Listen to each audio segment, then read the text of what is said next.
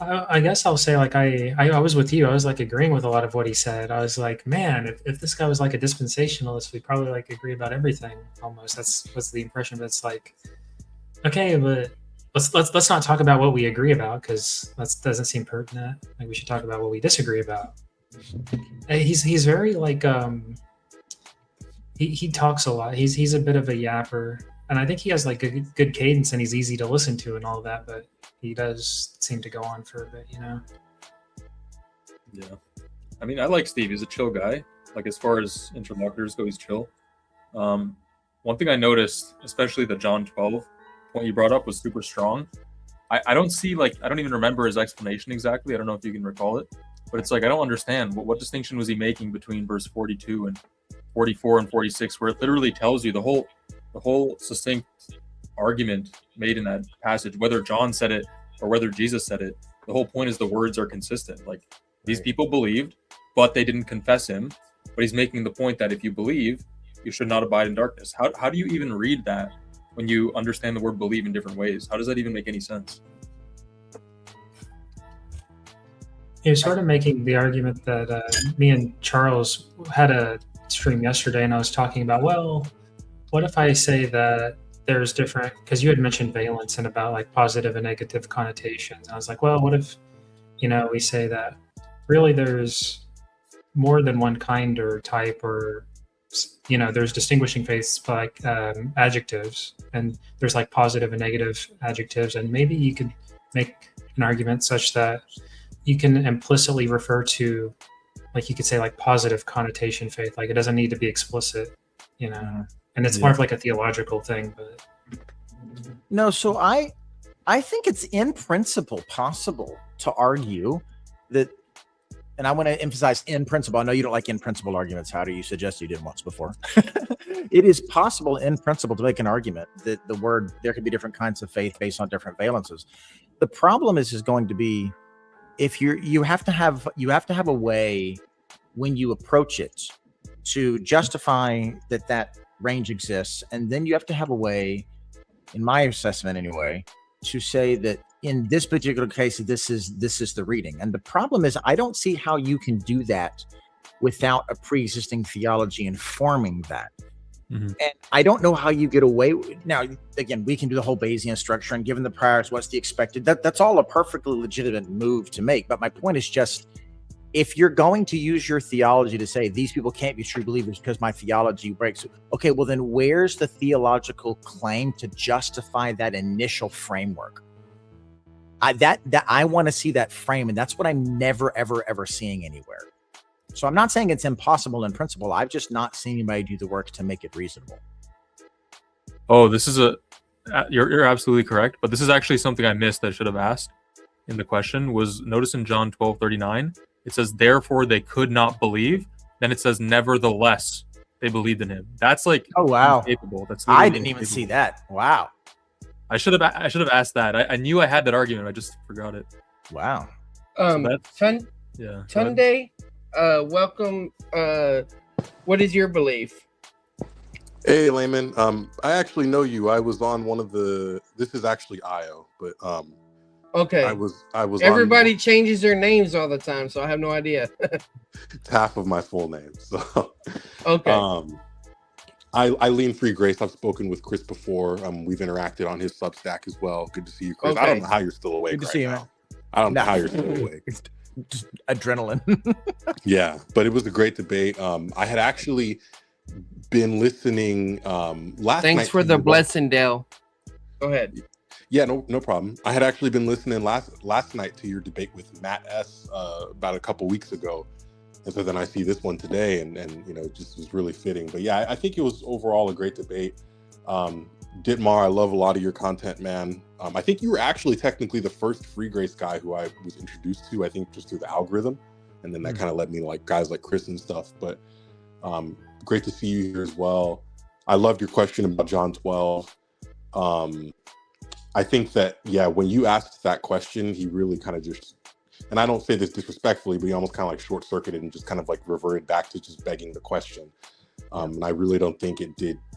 I don't think his answer did your question any sort of justice. Yeah, maybe I'll jump in with more as it comes to me, but yeah, that was one of the most poignant moments of the debate to me.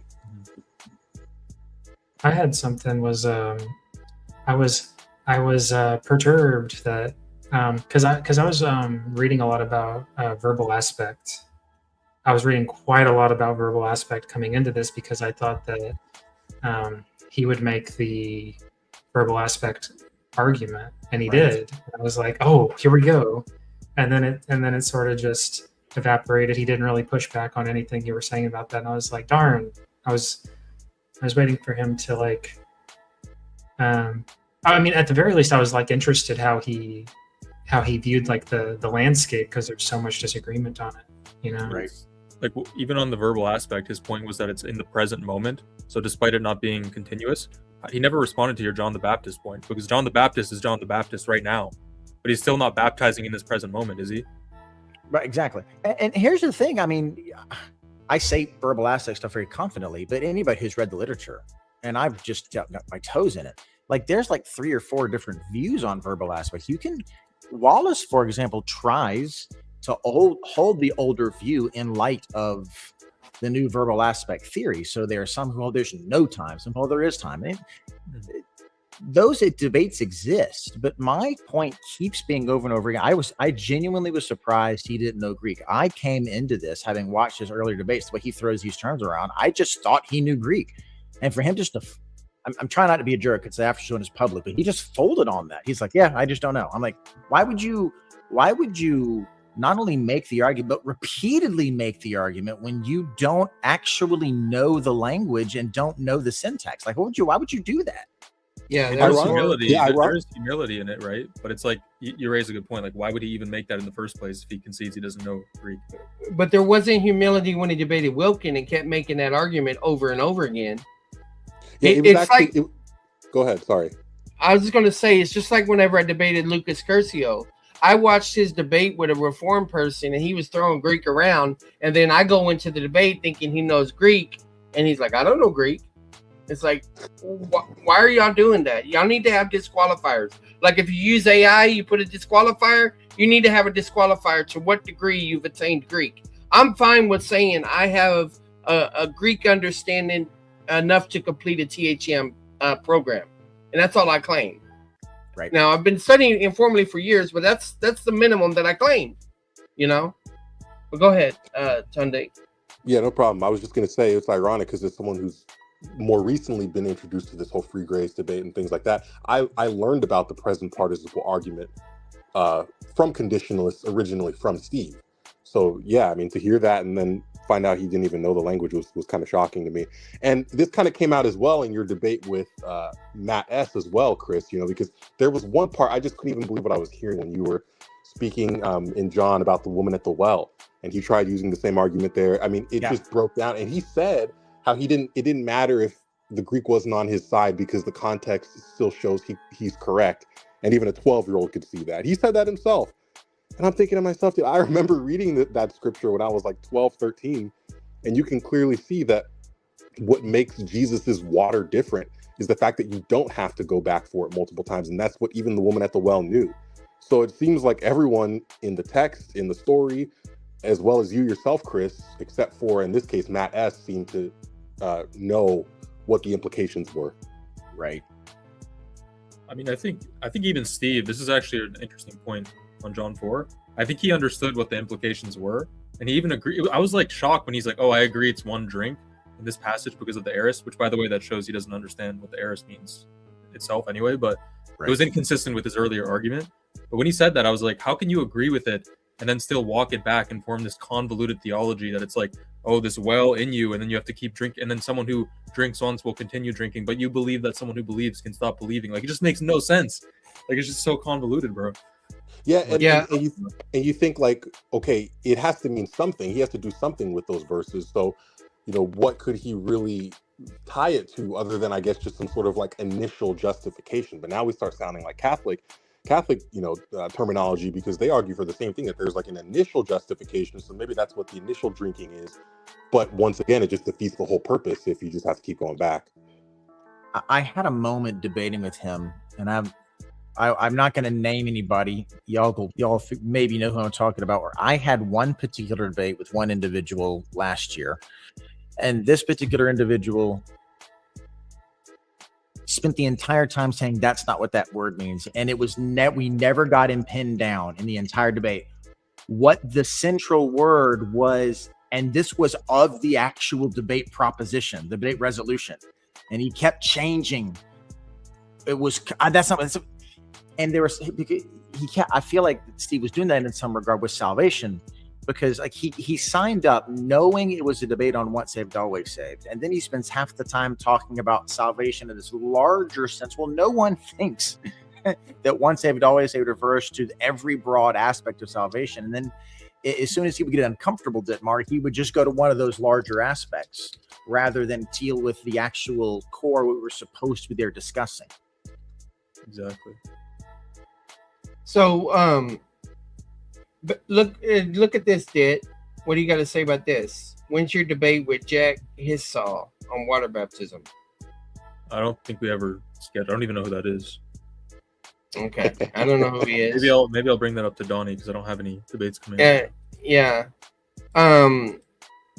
Let's see. So, what's A.K. Richardson going to do? A.K. Richardson highly looks up to Stephen Gregg. You know, A.K. Richardson uses the same arguments. Now, I saw where Steve Gregg tried to shift things more dispensationally. Where he was trying to go with the covenant and promise and stuff in the very beginning of your debate, because that's where he thinks his strength is, But yeah, I think what we saw here was Steve Gregg was recognizing I'm a scholar in this particular area. And I know what I mean by scholar. He has stuff written and published, in Logos. And I don't know exactly what particular area that is. I think it relates more to eschatology. But we know this. I mean, everybody should know this by now. Just because you're a scholar in one area doesn't mean you're a scholar in another area. I didn't like that. I mean, I still don't like it. Let me put it this way. If someone is a scholar in one area and they don't have an opinion, I have a problem with, because I've gone to ETS and I'm like asking questions and they'll defer me to different people. And it's like, I want to know your opinion. You're a professor. I want to know your opinion. And they didn't want to give it. And I think that's wrong. Qualifying is saying this is not my area of field, but this is how I understand.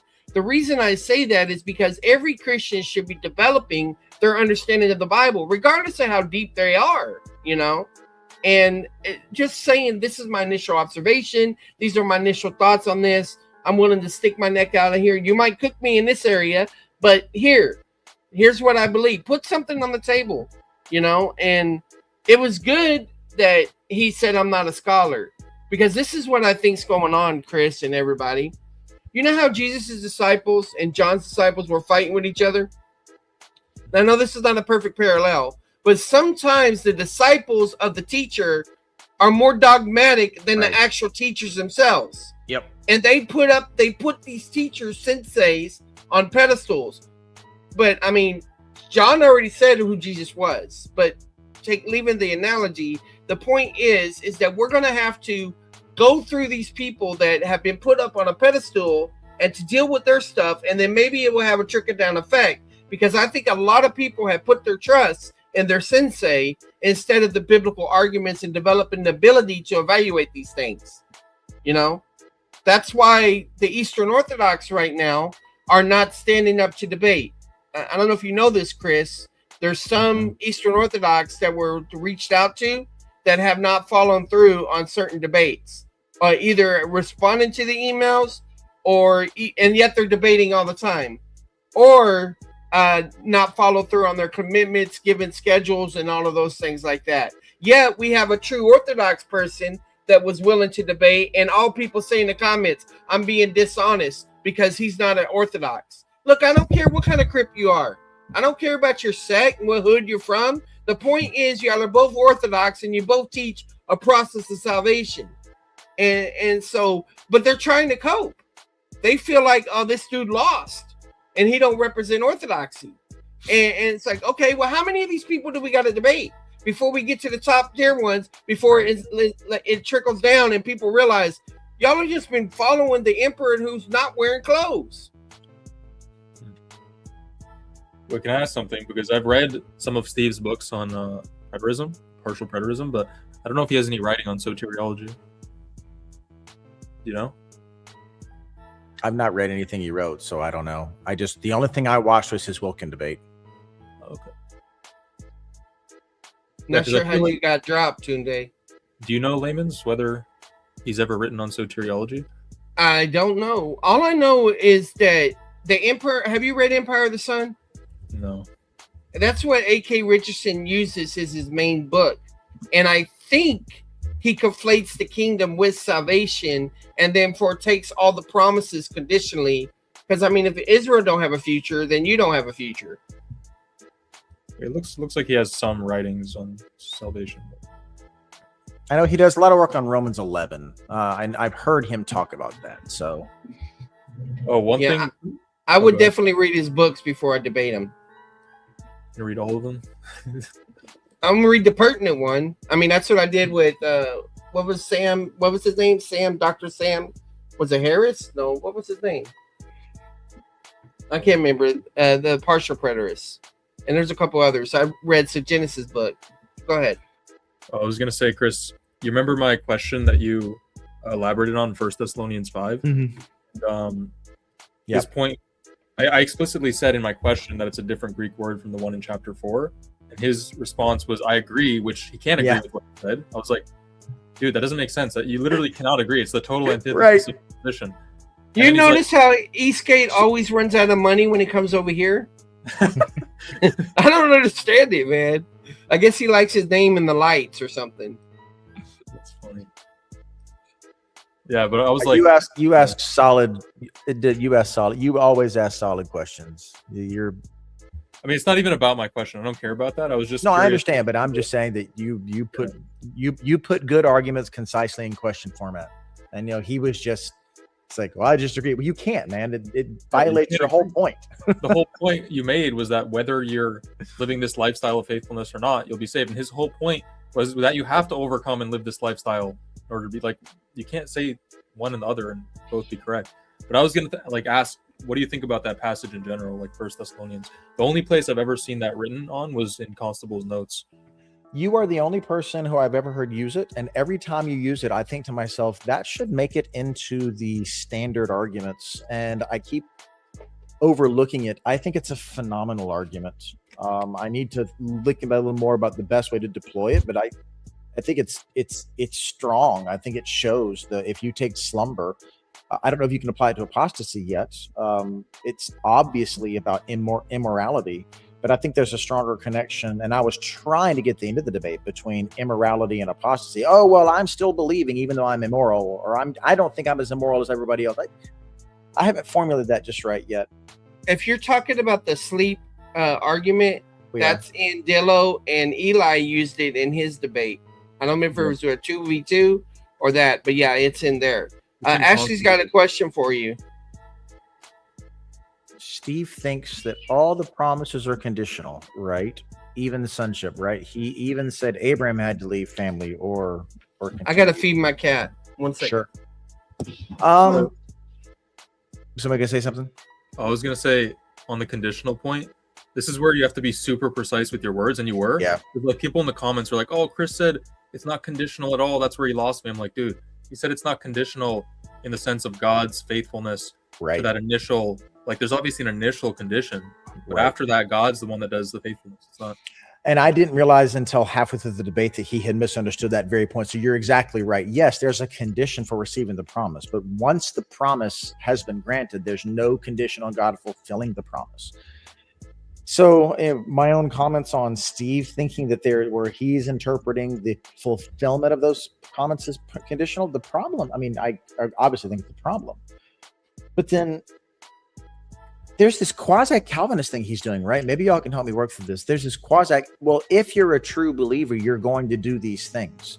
How does that not reduce down to just works? And then we have this issue of all true believers do these other works. Well, you have the Venn diagram overlapping thing. There are some believers who don't do, like, say, baptism.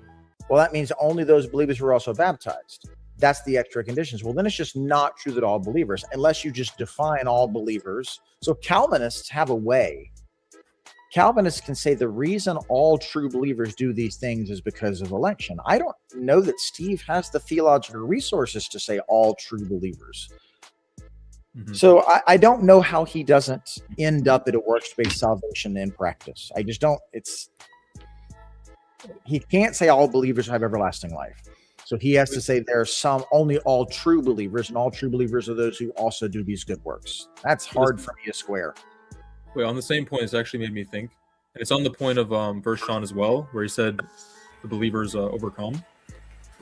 Isn't that a paradox? Like, how can he believe that the true believers that have this like real substantive belief will do these things, but then there's also people who truly believe who don't do those things and fall away? That's literally impossible, because if you're a true believer, you will do these things. So how could it be such that you stopped doing those things to make yourself not a believer anymore? How is that even possible?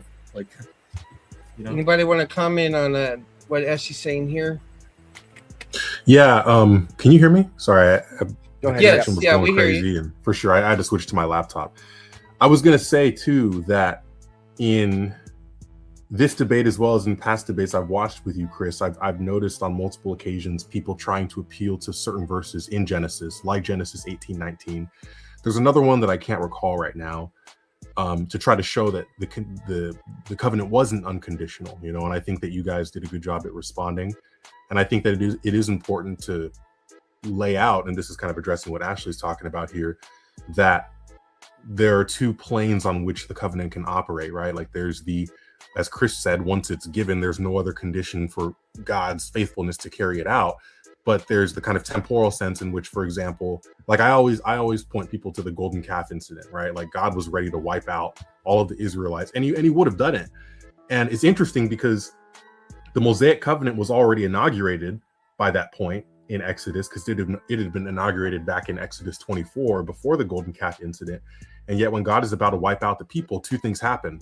One, he says, I'm going to wipe them out, but I'm still going to make them a great nation, showing that he's still bearing this other promise in mind and not just collapsing the Abrahamic into the Mosaic as if they aren't these distinct things. And then two, Moses himself actually appeals to the Abrahamic for grounds to not have them wiped out, which is interesting because Moses is literally the usher, I guess the arbiter, I guess you could say, of the Mosaic covenant. The people already broke it. God was justified in wiping them out if he would have decided to do that. And yet Moses is appealing to something that goes beyond what he's even working with God in that moment on.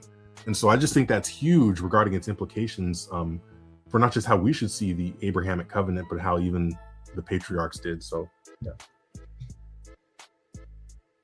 I think the fact that Moses, if you take the traditional authorship as I do, and I think Steve probably does and should, if Moses wrote Genesis, he wrote Genesis because he's prepping us, or if you don't care about if the redactic, whoever the redactor is, right?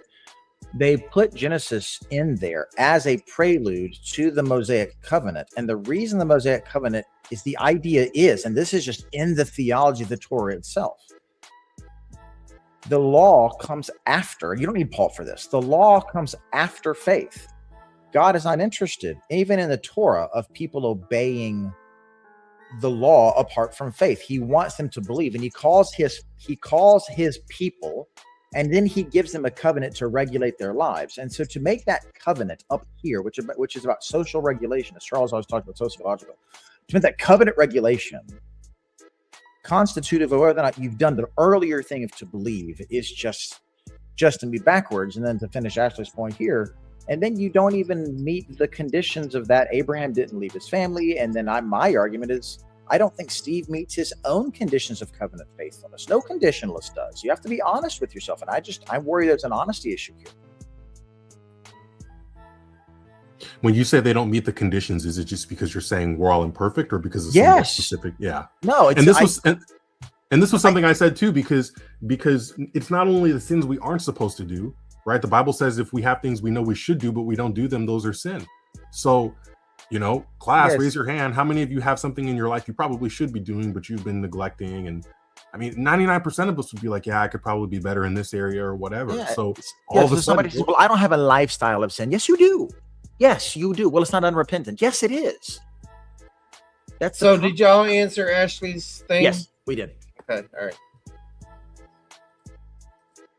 All right, y'all keep talking.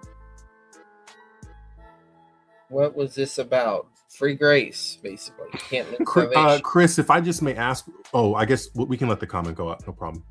No, go ahead, ask. I just put this comment up. We can do it in a minute. It got brought up during the debate, and it might have been addressed, but I was doing other stuff simultaneously, so I apologize if I missed it. But in James 2, they appeal to the fact that the demons believe. It's the same Greek word, pistuos. Okay, my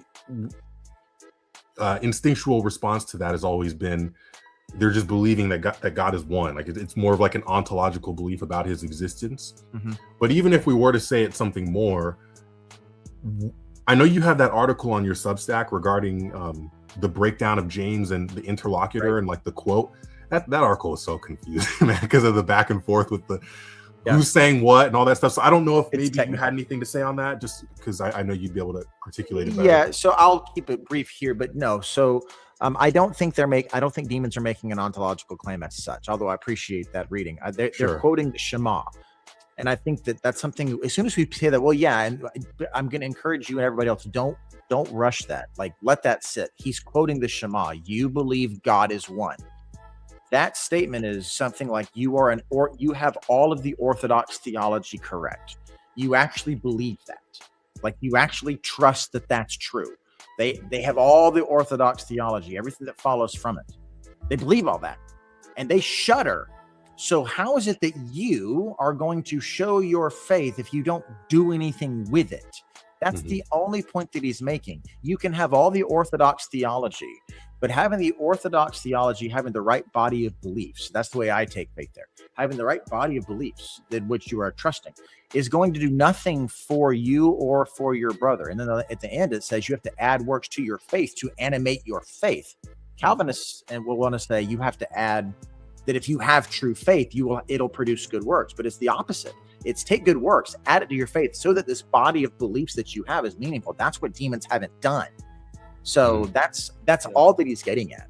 Because their works are the antithesis of what the Christian life would look like. Correct. Right. And, the demons are not concerned with helping the poor man or providing needs for the destitute or whatever. That's a good point. Can I add to this? Because I think Chris brought up a really good point, which is that the faith itself is being added to. So it's not like this faith is something that has intrinsically in it the works. It's like you need to add to the faith, which is a dead faith on its own, and get the works on top of it. So the whole point of this, actually, what this proves in James 2, is dead faith, even on its own, is still the real, good faith. It's not good in the sense that it lacks works, but it's still the good faith you need to grant eternal life. Right? That's the whole point of James. He's talking to believers and saying that the faith without the works is what needs the works added on top of it to be profitable, right? Not some random, non-existent, non-eternal life granting faith. He's not talking about some random faith that is non-eternal life granting. He's talking about the real substantive faith, right? Put TLS by your questions if you want it answered. Did y'all answer Dingo's question? No, because I asked mine, remember, and then we went off on, but go ahead. What would some of you guys say to someone who uses John 28:29 to try to prove that belief is a work? Oh, I'm sure Charles can, or anybody can do this really quick. That's rhetorical usage. It's just rhetorical. This is the work that you must do, believe. This is something that we need to get better at, and I mentioned this in the debate. There are rhetorical people spend so much time worrying about Greek. They would do much better if they would get good at rhetoric. So it's a rhetorical usage. That's all that it is. You can't draw an ontological philosophical point out of rhetoric. Yeah, I always, and again, I'm not trying to appeal to anecdote as if this settles it, but growing up, whenever reading that passage, I always interpret it as what you said, right? It's a rhetoric tool he's using to show how they're asking for those who don't have the passage pulled up. These people are asking Christ, what are the works that we must do to work the works of God? And he says, the work is that you believe, right? It's supposed to sound contradictory because he's arguing against the idea that it is works. That's just, that was the way I had always interpreted it. But yeah, I saw a comment pulled up that said Romans 4:5. That was my go-to verse. By the way, I I think people miss this fact when they try to cite that as like a proof that faith is a work, which is that that whole proof text literally proves faith alone, right? The whole point is Jesus is saying it's that one thing, the one thing you must do. Right. For you to say that one thing then encompasses like 1,000 other commandments. That's what faith is. Faithfulness is the total antithesis of Jesus' point. It's literally the opposite of what he's saying. So it's like that proof text is self-refuting when you use it. Go ahead, Layman. I'm sorry.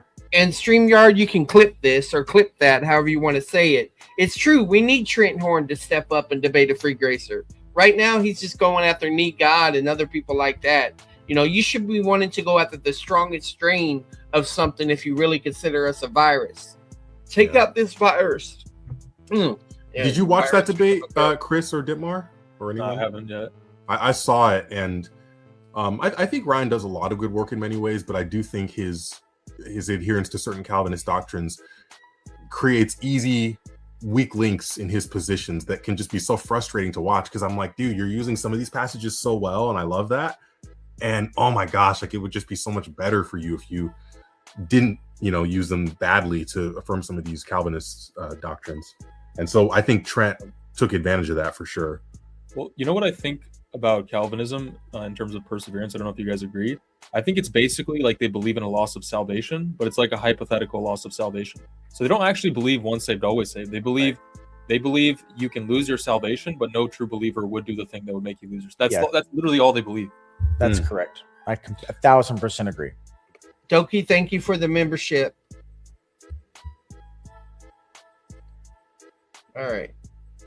Well, that's how you know that this was such a blowout debate. Y'all have nothing to say. You're bored. It's like, it was, I didn't get to hear it. I put it on 2 times speed and I was listening to it at different times. Chris, I appreciate that you put new arguments on the table. Stuff I've never even heard before in the exact way. And some of it kind of sounds similar to what Howdy's been saying too. And so I look forward to processing that. I will just say in general, and I was expecting more. His opening statement felt to me like a quasi rebuttal. So he basically had 25 minutes, and in 25 minutes, he only briefly touched on my first argument, which was my favorite. And then he touched on it only to accept it. He's like, yeah, I can't give you a verse that shows somebody's going to go to hell, and that's just okay. It's like, you just conceded everything, man. Like all 5 of my arguments, you just conceded them all. It's like, oh my gosh. Well, sometimes when you phrase it in a certain way, people don't understand like the problems with some of the answers that they give. Right. And I don't know how to like make it clear, because every time like you run, you sort of like there's like a hidden. I viewed your argument as Bayesian, and I was like, okay. And then when people interact with that, they think that, well, it's not guaranteed because, and then they give some story about how their theory can accommodate the data. Yeah. And it's like, no, that's not the point. The point is, your theory expects this data that isn't there, therefore there's evidence against your hypothesis, and we lower our credence. Yes. Then, yes, Howdy. Yes. And it's like, what's your response to that? Okay, sure, I accept that. He's like, well, I don't know. The way I say it is like, okay, if what you're saying is true, we would expect, okay, because this is the argument everyone, or I remember Charles had this debate. He's like, well, if they don't go to the lake of fire, then why do anything? Stuff like that. Mm-hmm. And I was thinking, there's like, I think there's if we take like implications from the Gospels and stuff as well, man, if I include the Old Testament too, there's something like hundreds of arguments about why you should do good. And the lake of fire is mentioned 3 times in all of Scripture within like 2 paragraphs of each other. And so they managed to make arguments without. I mean, I like. Go ahead, Did. Real quick. Sorry. I like the point Chris made in a previous debate, which was that you just do right because it's right. Like you obey your parents because it's just right. There doesn't really need to be like that deep of a foundational justification. Yeah, you could make it an analytic truth, like the good just is. You might say what one ought to do, all things considered, and then you're asking something like, why should I do what I should do? And it's like, well, in asking that question, you don't understand the terms, like you're just like confused conceptually or something. Like I think there's better things you can say, but yeah. I mean, everyone has different like motivations. Like for Steve, rewards might not be like that big of a motivation. So like he can just be content with the fact that it's right because it's right. You don't need a deeper justification. There could be like there's definitely reasoning why obeying your parents is right, but you don't need to get like hyper analytical about that. You just trust that God said it's right, then it's right. Yeah, substantively, like just really briefly on the openings is like he made a couple arguments, and then he accepted those, and then he sort of floundered around, and then at the end he threw in his present participle argument, and then you pressed him and he dropped it immediately. So I was thinking, like, if we're like tallying the scores, it's like, well, you accepted his arguments and then you let him refute yours. I don't know what are we doing after that, Yeah. You'll see this book right here, Motivation, Theories and Practices. It's one of my undergrad books. It's a whole class on motivations. It's all like equations and stuff. It's crazy how many motivations are actually involved, in what we do and why we do and all that, and the theories behind it. Yeah, and I think there's too much weight put on, because not all conditionalists will say this, but many of them will say that the whole point of, one of the main points of affirming this doctrine is that it's supposed to spark up repentance and put the fear of God into people. But it's like, if the issue is if someone was a believer and now for some reason they're no longer convinced of it, threatening them with eternal judgment isn't going to make someone believe something that they thought was false. All that's going to do is make them a hypocrite, because now they're going to be paying lip service to an idea as fire insurance and not actually coming to a place of genuine belief and trust. So, well, go ahead. Go ahead. No, I was just going to say that the Orthodox father that I debated, he basically said that all the motivations I mentioned were not good enough to keep a person from smoking crack. So I guess he thinks the person needs to get smoked in hell in order for them to stop smoking crack. Seriously, I think I made an argument at the end of my closing. I said something like, "That's a crackhead argument" or something. I can't remember. By the way, look what Glass Tuxedo said. Go ahead, Chris. I'm going to look at Glass's thing in a second. Charles, that last answer towards the end, there was an answer he gave where he was basically trying to argue that, yeah, I'm good, man. I've lived this way my whole life. You've got to clip that out and make like a 5-minute response to that, because that maybe I'm wrong, but that to me is like, seriously, this is the standard? Like, Steve actually thinks he can live that way, and he's not. Okay, but this is the standard. If you can't say what Steve is saying, and I don't think anybody can honestly say what Steve is saying. Now, maybe I'm wrong, but I just thought that was like, wow. Freaks me out. It was kind of a weird debate, because there were times where Steve was very honest, in his responses. It's like, as soon as he opened up the door about there's different types of salvation. Oh, and hardly any of the Bible's about hell. If I say that, I'm going to get massacred. But he said that, and it's like, you just showed the chart. The issue is, does one moment of belief guarantee a glorified body? And he doesn't believe in the lake of fire, right? And he believes in some kind of universal reconciliation, or he's open to it, or possible too. So, but yeah, it's going to be one I definitely study. Y'all continue. Yeah.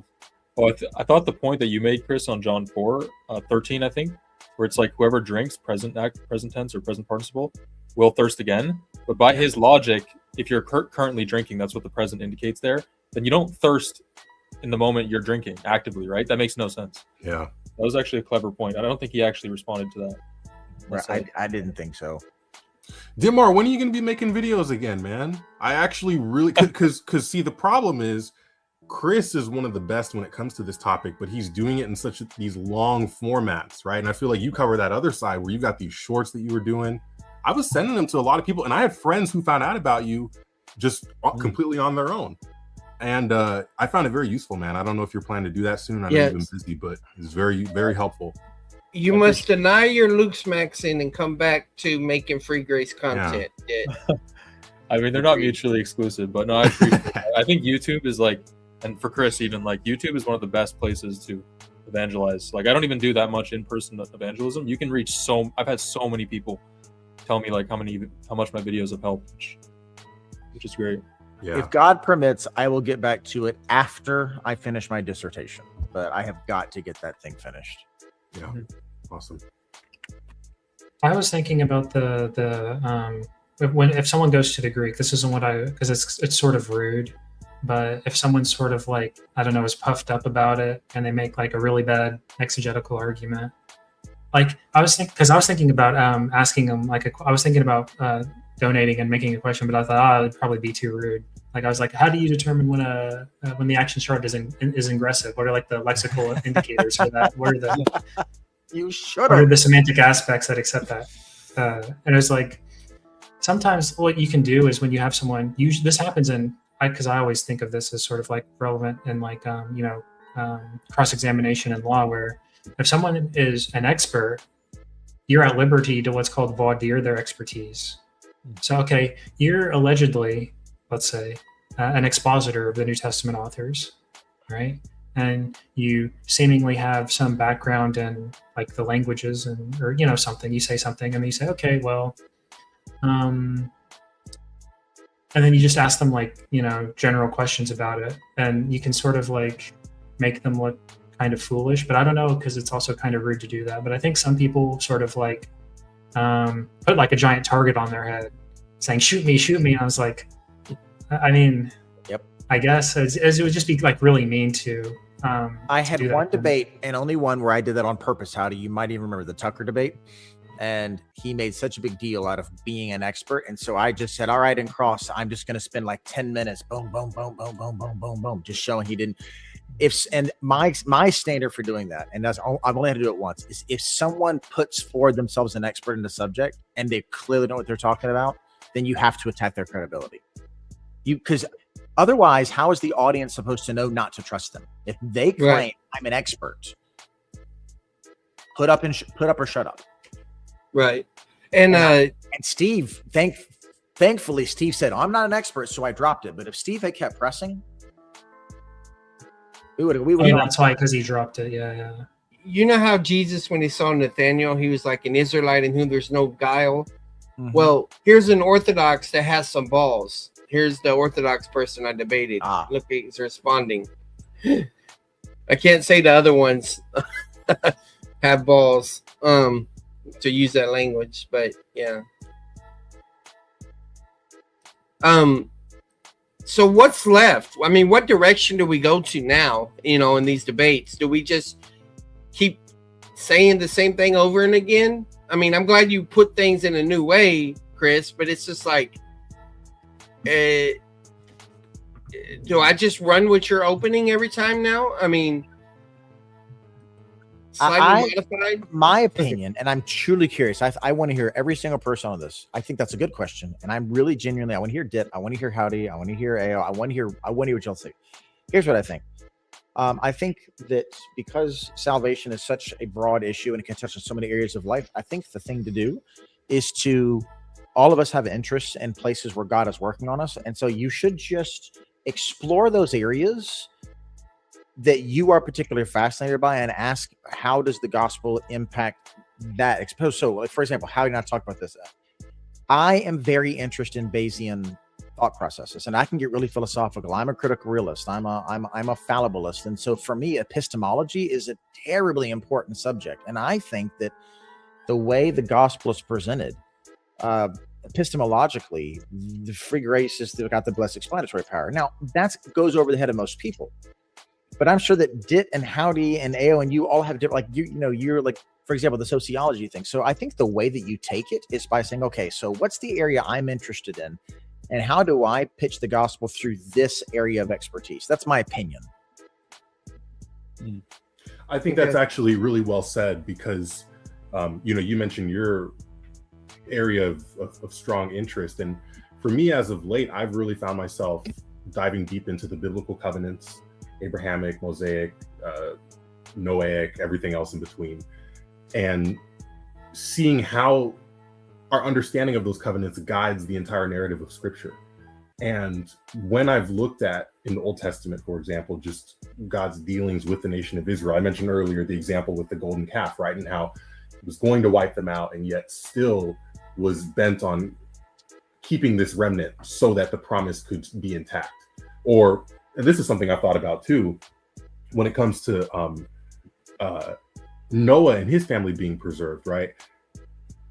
We have to ask ourselves, okay, the world was sinful and God could have just wiped them all out, but why exactly did he preserve Noah? And I don't know if this is an obvious answer and it just didn't come to me till recently, or if I'm way off base, but I thought about the promise in Genesis 3 about the woman and her descendant, right, Eve, and how her descendant, her seed would crush the serpent's head, right? So if he were to just completely start over, well, then it wouldn't be a genetic descendant of Eve who the Messiah is ultimately coming through.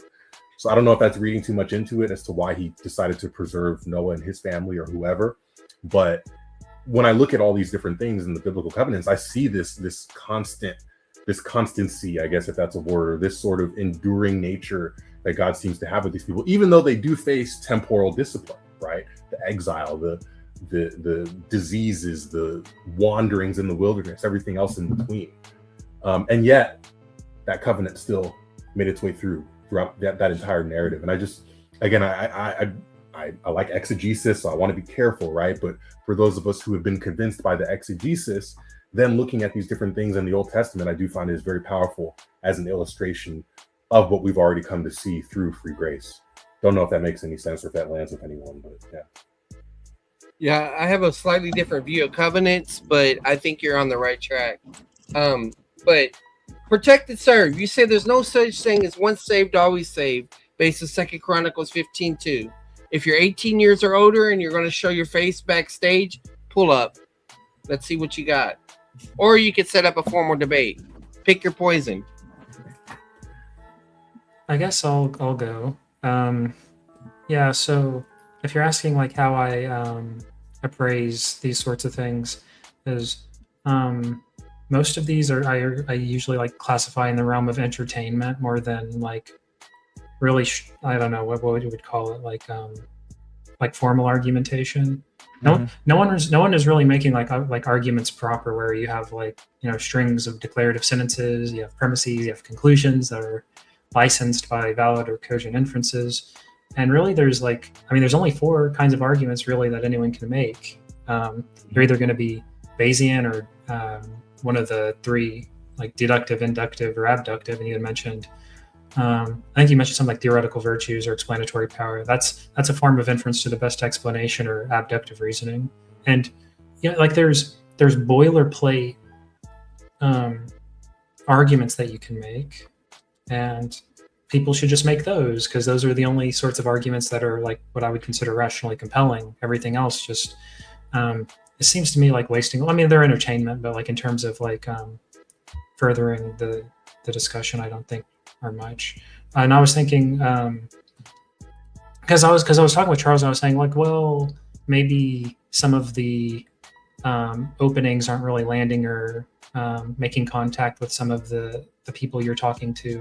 And I was thinking, like, if I was free grace, the style of argument, let's say, I'd make is those two, the Bayesian, where it's like, okay, we would expect people to mention the lake of fire and like almost everywhere if it was relevant in these contexts.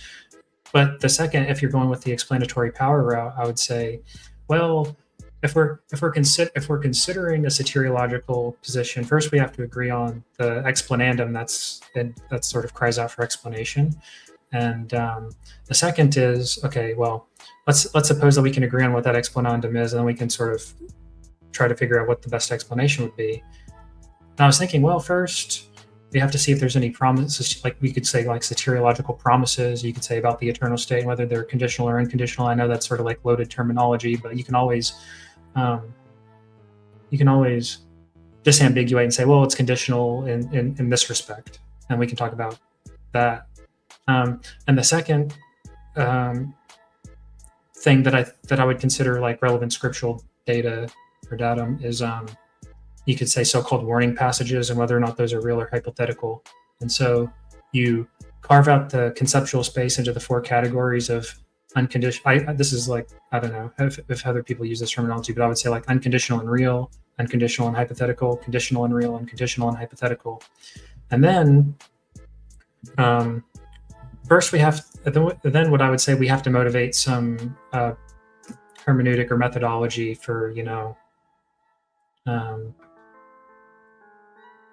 to get the you could say the raw data of the scripture into data that's parsable for this kind of analysis. You need some exposition. And so I think like what favors free grace perhaps, and the method that I think has to be affirmed is a historical grammatical method. And that's where you affirm three general theses that the Bible communicates through the normal use of words and grammar, that it can be understood through ordinary means, and it could be understood by the original audience. And that does a lot of work. So you can motivate that. I won't get into that here, but I think once that's motivated, then a lot of these arguments really get off the ground, because you can make arguments that we should be taking these to be conditional only on belief or something like that, and that these warnings are not hypothetical from that sort of methodology. Sorry if that was a long-winded response, but that was my thought. No, I'll tell you what. Before you hear what that reminds me of, there is an atheist. Jeffrey Lauder. I interviewed him on my YouTube channel, and he has an excellent YouTube series where he goes through Philreg arguments, and what he does is he classifies the kinds of arguments that you can use, and of course they all fit into your 4 buckets. But he says if you're going to get involved in formal debate on Philreg and for God's existence, etc., these are the only kind of arguments you can use, and this is the classification of them. And if you actually understand the classifications of arguments, it makes you both a better debater, and more importantly, it makes you better at knowing the kinds of arguments people are sharing, and you can be a better critic. And but most people don't. They don't want to take the time to learn argumentation. Ashley, I don't know where. 1 second, Howdy. Ashley, I don't know where to turn the names on at. They changed things in here, so I got to find the place for that. Go ahead, Howdy. I think I talked to Charles about this earlier too, and I don't think it's really even that much of an intellectual problem. I mean, I think part of it, I don't think it's like clearly articulated what's like rationally compelling about the sorts of arguments that are being made. But I guess I have the capacity to take what's being said and sort of cast them into that sort of language or whatever. But I don't think that is that is sort of a problem, but I don't think that's the main barrier, let's say, to motivating people to adopt free grace or something like that. Really, what I think is you could say a stumbling stone is this sin. They think that if you're free grace, you're taking a sort of attitude towards sin that's sort of like reprehensible or repulsive. It's right. This I think that's what's really preventing a lot of this. And what I would do, this is what I told to Charles, because I think that's what the problem is. Like if the goal is to like actually convince people, like and sometimes arguments aren't better. Sometimes what's needed is something what's called rhetoric, or the art of persuasion, where you sort of say, okay, why aren't they?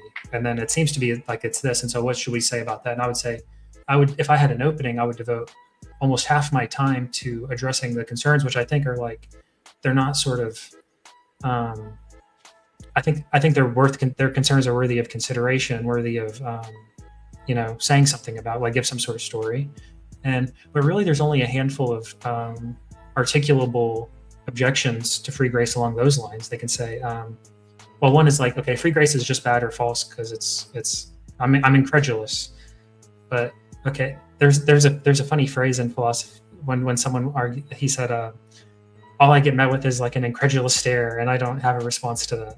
But you don't need a response to that, because their sort of objection isn't really right. Their objection is non-responsive, so there's nothing to work with there.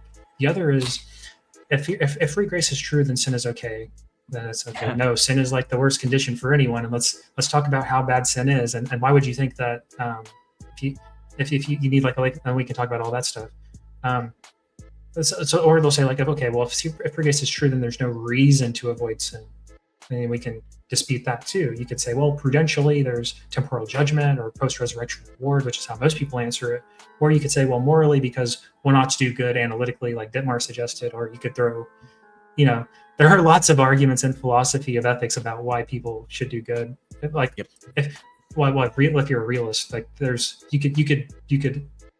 tools available that you could furnish to combat that.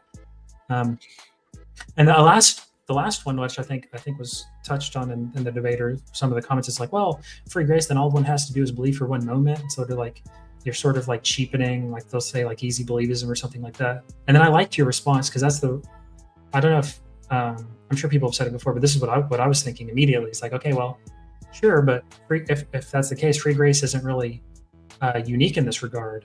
I don't think there is a position other than universalism that avoids this sort of objection, because if you're if you think someone has to persevere, then all you're doing is, instead of privileging the initial moment of belief, you're privileging the final moment of belief, and it's just one moment. So like, it's the same sort of thing. I don't understand like how your position is better in that regard. Or they think they're conditionalist, like, well, you have to do you have to do X number of works. Okay, and you can ask how many, but I don't ask that question, because people say, oh, we don't know. I would say, like, is there a hard determinate line? Like, does God like, are they so like, does God know what that limit is? Yes. Right. Okay, so then you're saying, like, if I was just a little bit, if I smiled just a little bit harder and waved a little bit harder that one time, like, oh, you barely missed out. And I don't think, like, surely that's just as objectionable because it seems like the intuition is, well, that's sort of like arbitrary or capricious. It's like, okay, well, I don't think that's what. Maybe that is a ding against free grace, but it's not a ding that's that what's called a I don't know, where it hits everyone equally, so nothing changes. I forget the word for that, but yeah, that's, sorry again for going on, but now I'm finished for real. I want to say this about Top Protect and Serve, who I already called to pull up and he hasn't yet, but he says there's no such thing as repeating a sinner's prayer. Yeah, there is. People repeat sinner's prayers all the time. But here's the thing. Nobody needs to say a sinner's prayer to be saved. That's not free grace's argument. Learn free grace's argument before you repeat some cliche argument that isn't even ours. Yeah, that's fine. Chris, I know you've had a ton ahead. of questions tonight. In your last debate with Matt S., you gave an excellent answer regarding Hebrews 10 about no more sacrifice remaining. I was recently listening to a podcast on the Levitical sacrificial system and realized how much I don't know about the Levitical sacrificial system. And once I am still learning, but especially after listening to it, Hebrews 10 was like a lot for me in that sense, right? Because as you, and for anyone who hadn't heard it, as you yourself had pointed out during that debate, when the writer says that there is no sacrifice for sin that remains, he's speaking as if he's speaking from the mindset of the people who would be defecting, right? Because they'd be saying, hey, we're not sure about this Jesus thing, but we're going to just go back and do our thing with Judaism. And it's okay, because under that Levitical sacrificial system, there's this sin offering that we can give for this, and there's this offering that we can give for that. And he's telling them, no, none of that's relevant anymore. The only thing you have to expect is judgment. Now, my question to you is, and I'm sure you touched on this at some point somewhere, so forgive me, but do you find, my intuition tells me that there's relevance in the fact that in that verse in, I think, 10:23, the writer says that the only thing they have to expect is not fearful judgment which will come upon them, but fearful judgment which will, I think it says, consume the adversaries, as if it's like this other group of people. Do you find any significance in that, or am I just in my head?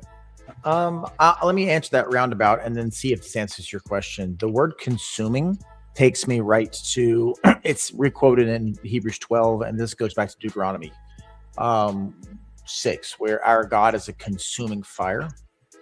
And so I think the idea is, if you go back to the Levitical system, then the problem is there's no covering for you. And there's a technical reason for that, and I'll mention that in a minute. But because there's no covering for you, what that makes you is an enemy.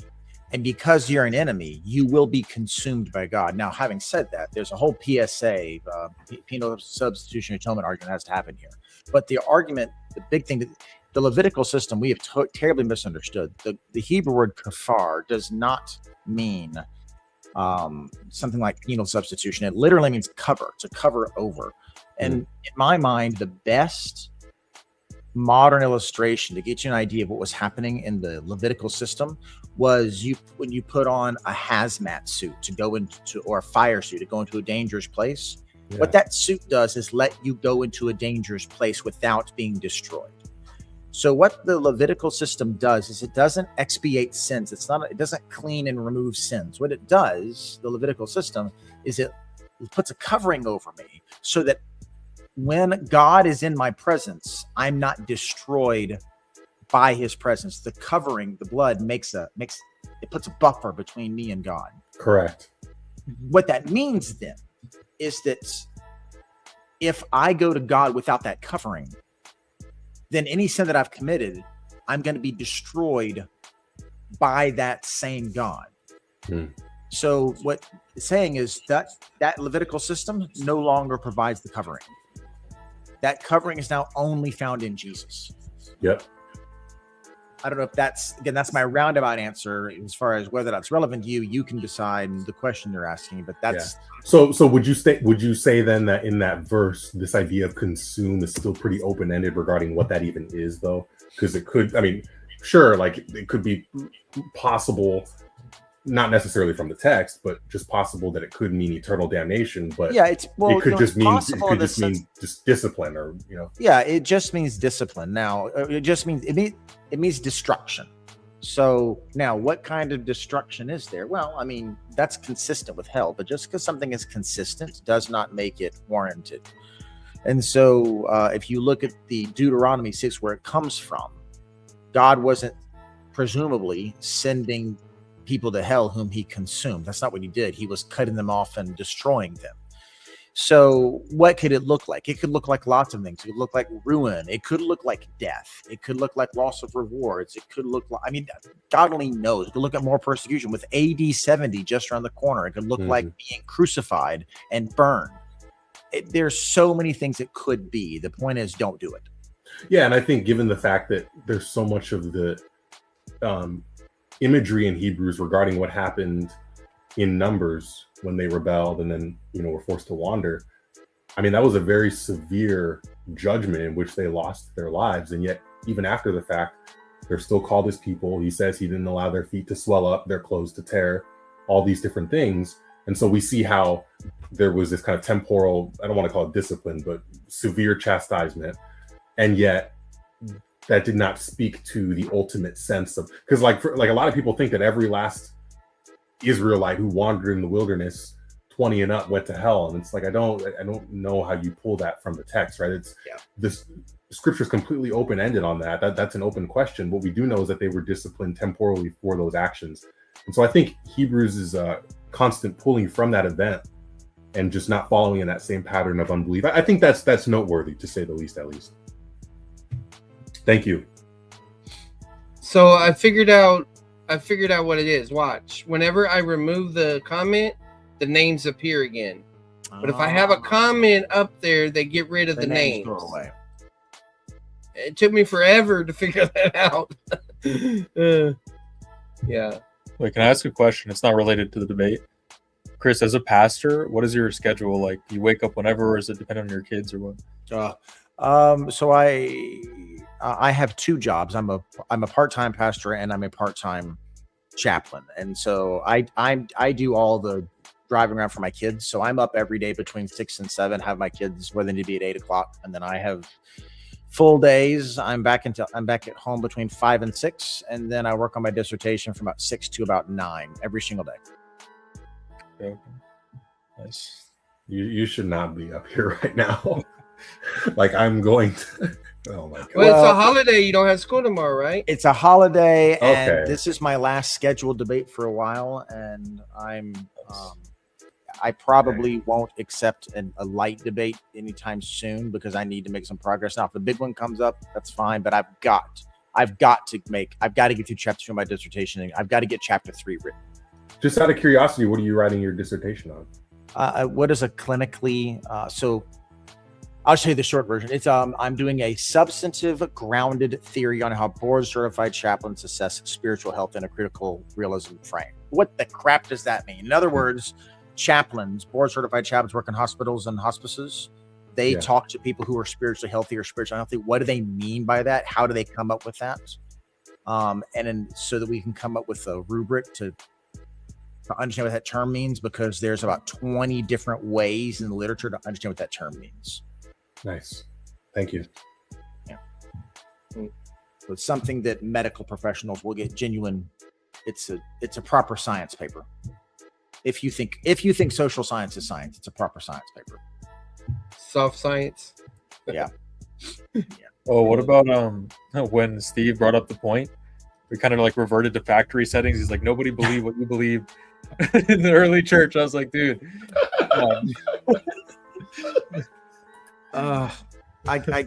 There are a couple of arguments that I have got to figure out how to not show my frustration at.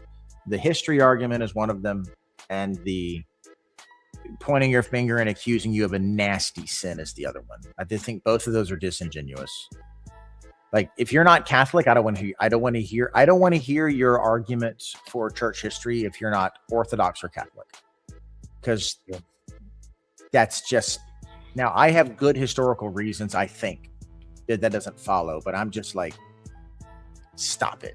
I mean, it's also just like, you can just say that. It's just so easy to just toss out, and you don't even have the burden to prove that no one believed that. It's like you're just shifting the burden on me to now prove that people believed what I did in the first century. Is like, you haven't even proven first that like no one believed that. So, and there's a free grace guy, Valtteri Lorena, something like that, and he has Walter. a whole history blog. Say what? Walter. That's Walter. Oh, is it? I didn't know that. So he's got like dozens and dozens and dozens and dozens, like literally plural dozens of quotes, and I could pull them out, but I don't know them, and like I can't defend them in context. So like, why? I don't. That's such a gold move. My brain is gone. Moving the goalposts. I'm just like, stop it. I do not get my theology from church history, y'all. Me and Charles were looking at some of the stuff, and it's not really a topic that really comes up all that much. But even when it does, it's not like free grace is like interpretively incapable of reading these in a way to where they're not that they don't falsify free grace. Now you can make arguments about how much you have to stretch the text to do that, but again, that's sort of like, I mean, show me who said free grace is false. Let me see it. You know? Yeah, and like I said, and my thing, I respect historians too much, because like I know some historians who are, and plus I largely think of the biblical text and is historical analysis, right? So I'm not just going to, well, Irenaeus says this and Justin says this and Cyprian says that. Okay, but have you done the actual exegesis of his work? Because just quoting him is not the same thing as doing the actual exegesis and then doing it in context. And that's just, again, I'm just going to go back to my point. When I read Galatians, they already were misunderstanding the gospel. In Corinthians, they were already misunderstanding the gospel. In Thessalonians, already misunderstanding. All of them, they're already misunderstanding the gospel. So why should I think that 200 years later, those guys would have it right? It's just ridiculous argument. Yeah, a lot of times too, people get more emphasis is placed on certain people just because they have the luxury of living during a certain time period and place. Because if winners write the history, as they say. Well, yeah, and I guess what I'm more so saying is like, Chris, if you had been born like 1800 years ago or whatever, and you lived in the 1st or 2nd century, and we're saying what you're saying, people would be citing you. And nothing would be changing about the arguments you're making. It would just be the fact that you live at a certain time and place. And so I see the appeal, but I don't think that that's any sort of deciding factor. I was going to say, like, Paul seems to... I feel so bad for Paul. He's saying so many things, like, at some points, like outside of Ephesians, you get the impression that Paul is like worried that like all that he's ever done has been in vain because nobody is on board with it. You know, he's like right. He's in tears. We've been struggling imagely. It's like it's rough. Right. No, he's a hyper minority. And what I'll tell you what little church history I have done, like real church history, you find out like people get into Gnosticism. There is not, and I listen, this is a critical picture. I think this is right. There was not an early Christianity. There was early Christianities. And like, for example, Cerinthus, like people know a little bit about him, but he was probably like, he was a major figure, and he's driving more of the New Testament. People know what's going on. And these super apostles, that's a thing. Like the idea that there was this monolithic early tradition that everybody believed the same thing, that's just nonsense. It was, spend any time, like there's this great YouTube channel. The dude's as liberal as they come. He's not a believer, but Justin Slade of Esoterica, man, he's got some good stuff on early like esoteric, like Gnostic stuff. It's not like Billy, whatever his last name is, nonsense. Like this guy actually knows his material. It's good history. And so just to claim, oh, that's what nobody believed that. Anyway, sorry. Yeah, lots of heresies, even very early on, even by like their own lights. Mm-hmm. It's crazy. We couldn't even agree on the deity of Christ for like 300 years. Most people were Arian. No, and if you read First John like I do, First John, which is what, call it written in 80. Some people think earlier, some people think later, 80, 90, whatever. I mean, whatever. So late first century, into the first century. You've got people already who are arguing, and again, especially if you're Cerinthian and Proto-Ebionite, who are already arguing that the Mosaic law is necessary to be saved, and that Jesus is an adoptionist. He came at the Spirit, then the Christ came on. Now, that just feels to a lot of Christians who don't think very deeply, and I'm not to be a jerk when I say that, like they're not scholars. That just feels like, oh, okay, there are these people out there with these weird ideas. No, these aren't just people with weird ideas. This was a dominant major view that was so serious and so widely known that John had to address it. They got their ideas from somewhere. It takes time for ideas to spread. And I just don't think people realize how topsy-turvy the first church was in terms of what it believed. Yeah, there's so many Gnostics. Paul argues against Gnostics at length, and I think 3 epistles, and then also a lot of the apocrypha. So this is the thing. Paul's writing people letters. Paul isn't the only person at that time period with access to a pen and a paper and able to put. You've got like we have dozens of Gnostic texts from that time. You know, Gospel of Thomas, Apocrypha of Peter, all this others, the Mary stuff. And that's just what we've retained, and we had no interest in keeping that around. Yep. Like there's probably like comic books, like hundreds. I have the vision. This is, and it's like, it's rough, you know. No, for sure. So that's how when people get into me and they say to me, "Oh, well, what did the early church say?" They were busy dealing with all this other stuff that this was already, this was nowhere near on their radar. They had nested issues that they weren't even getting there. That's why for me, all you need is the scriptures. We're going to do an exegesis of the scriptures that Paul gave us, that James gave us. We can actually we can wade through the history later on. So that's why I just don't take the history argument seriously. I think it's a terrible argument. And it goes late too. Like even I was thinking Augustine was like a Manichaean. He didn't even know like what the Holy Spirit was. He thought some random dude from Arabia was the Holy Spirit. Like, what? How could you even come to that? Like that's. Yep. You know what the true Orthodox guy just said on X? He said, we debate everyone because we believe in sharing the gospel. Now, I don't believe he has the gospel. I don't believe he's evangelizing, but I understand he thinks that. I mean, that's why I think Church of Christ people are not afraid to evangelize. I mean, not afraid to debate because they think it's evangelism. So what's the excuse when a Catholic or an Eastern Orthodox turns down a debate? Y'all think question? Go ahead, Howdy. Because it just popped up, and I want to get test the room on this. I want everyone's opinion. What if, because like let's assume that the gospel was like spoken before it was written down or something like that. What if they were just spreading it, and then like everyone's gospels get confused, and then like the gospels that we have are sort of them setting the record straight. Is that maybe? I not only do I think that's plausible, I think that's probably right. That's probably exactly what happened. Is people were they were writing these things, especially the Gospels themselves. So obviously, Howdy, that this is just my reading of history. So you have Paul writing first. James writes, and then Paul writes, or vice versa. Early stuff, but then the Gospels come along because there are so many stories about Jesus, and they are in part polemical and in part theological. And while we're trying to lay out a certain view of who Jesus is, because you have all of these ideas, especially like when they're written, is okay. So let's put Mark in the, I'll take a conservative date. Mark is mid to late 50s, right? And then you got Luke in mid to late 60s, and then John, whenever you put him. That's early enough.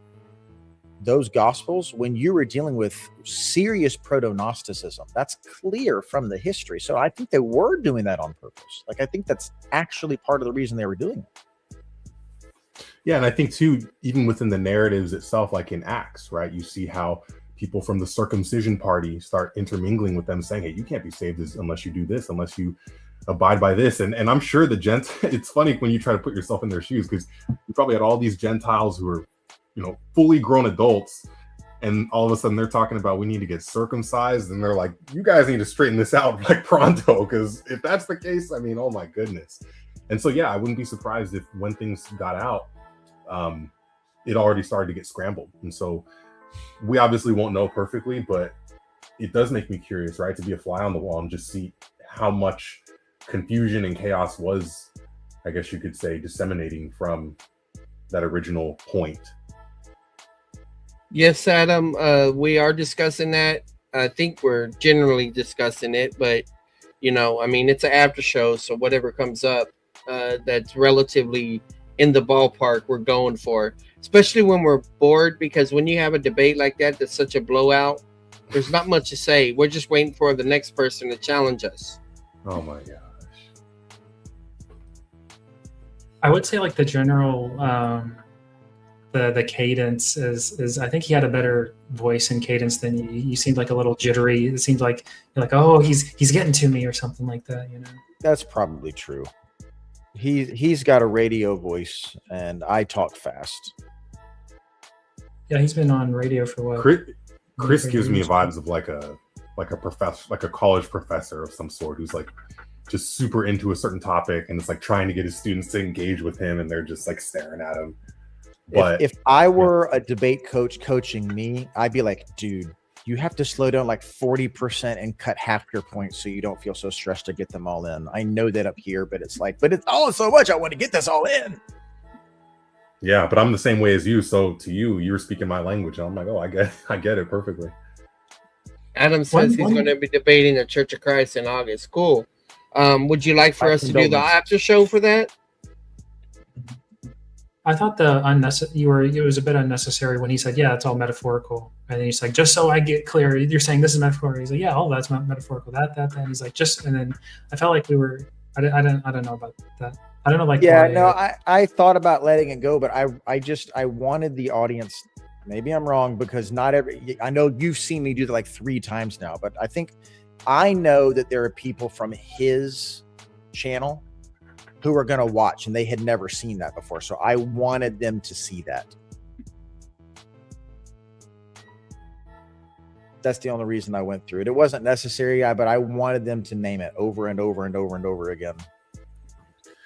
And Chris, I've told you, in the past time I talked with you, that I think one of my favorite things about just the way you work through things is, even if you and some other person may not perfectly agree, you're always promoting us to try to question like our assumptions or the things that we lead into the text with. And it's cool because I feel like when you do that for so long and just so repeatedly, you hear arguments from certain people and you're just like, how did you even get there, right? Because we've spent so much time unlearning how to do all of that. I was listening to and I know you haven't had a chance to listen yet, but I was listening to that debate between Ryan from NeedGod.net and Trent Horn. And, they talked about a bunch, but at one point in particular, when Ryan had cited, in Acts, I believe chapter 16, to the Philippian jailer that he needed to, just be, what must I do to be saved? Just believe on the Lord, right? Well, Trent clapped back by saying, well, hey, it doesn't say that he just believed. It says that he actually went and got baptized afterwards. So clearly this proves that there's some sort of relationship with, and I'm just thinking to myself, like, earlier in the book of Acts, when you have a bunch of people believe, they immediately get all of their occultic books and their divination books and burn them, right? So if someone doesn't do that immediately, does that mean that they're not saved? Right. And I'm just like, and it was such a fast-paced debate. I'm obviously not part of it, so I'm just sitting there talking to myself. But I genuinely think that just a lot of what I've learned from watching you, reading your stuff, as well as other free gracers, and really anyone who's just trying to be honest with the text and exegete. Y'all can tell me that I'm wrong on this, but I genuinely believe this. Maybe I'm wrong, but I genuinely believe this myself. I don't think my theology informs the text. I really don't. People say, oh, everybody says. I don't think mine does. I will say this. And I mean this, I think my methodology informs my interpretations. I have an extremely conservative methodology, and I'm very, very rigorous on my methodology. I just don't think that my theology has a predeterminative factor in what the text means or can't mean. I genuinely don't think that it does. I think my methodology is determinative, and that's what I want people to learn. What's your methodology? Yeah.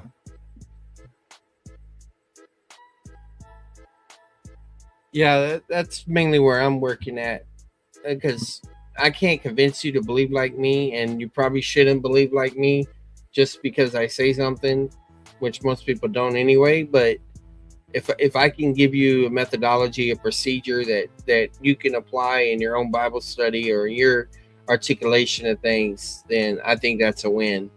And so that's where I try to focus at. Yeah, it's hard for me because I want to say my theology does not inform it. I'm just nervous about saying that and then actually having that be the case. That's clearly my goal, and I know it's everyone's goal. And I will say I think it's less than others for sure, because I mean there are some cases where it's just so. I mean, just with the brains God gave us, and you hear some ways people talk, it's clear that it is. But go ahead. Let me say to what Ashley said here. She said, if you want us to learn that, you're going to have to speak in terms that we understand. I'm pretty smart. I didn't understand that. Fair. I have a habit of doing that. I'm just talking in here. All I mean, Ashley, and anybody who ever watches this, is there are two ways that I know of, and maybe more, but there are two ways to come up with a belief. This text says that. One way is to start with a pre-existing belief, and free gracers do this, and I don't think they should. I have seen Bob Wilkin himself do this on dozens, and I mean dozens of articles. He'll take a problem passage and he'll say, well, it can't mean this because that quote's not over there. Therefore, because it can't mean this, it must mean this other thing. So he comes to the text with an idea, with a set of categories that he's defined from elsewhere. And if he's allowed to do that, then so are Catholics and Calvinists and everybody else.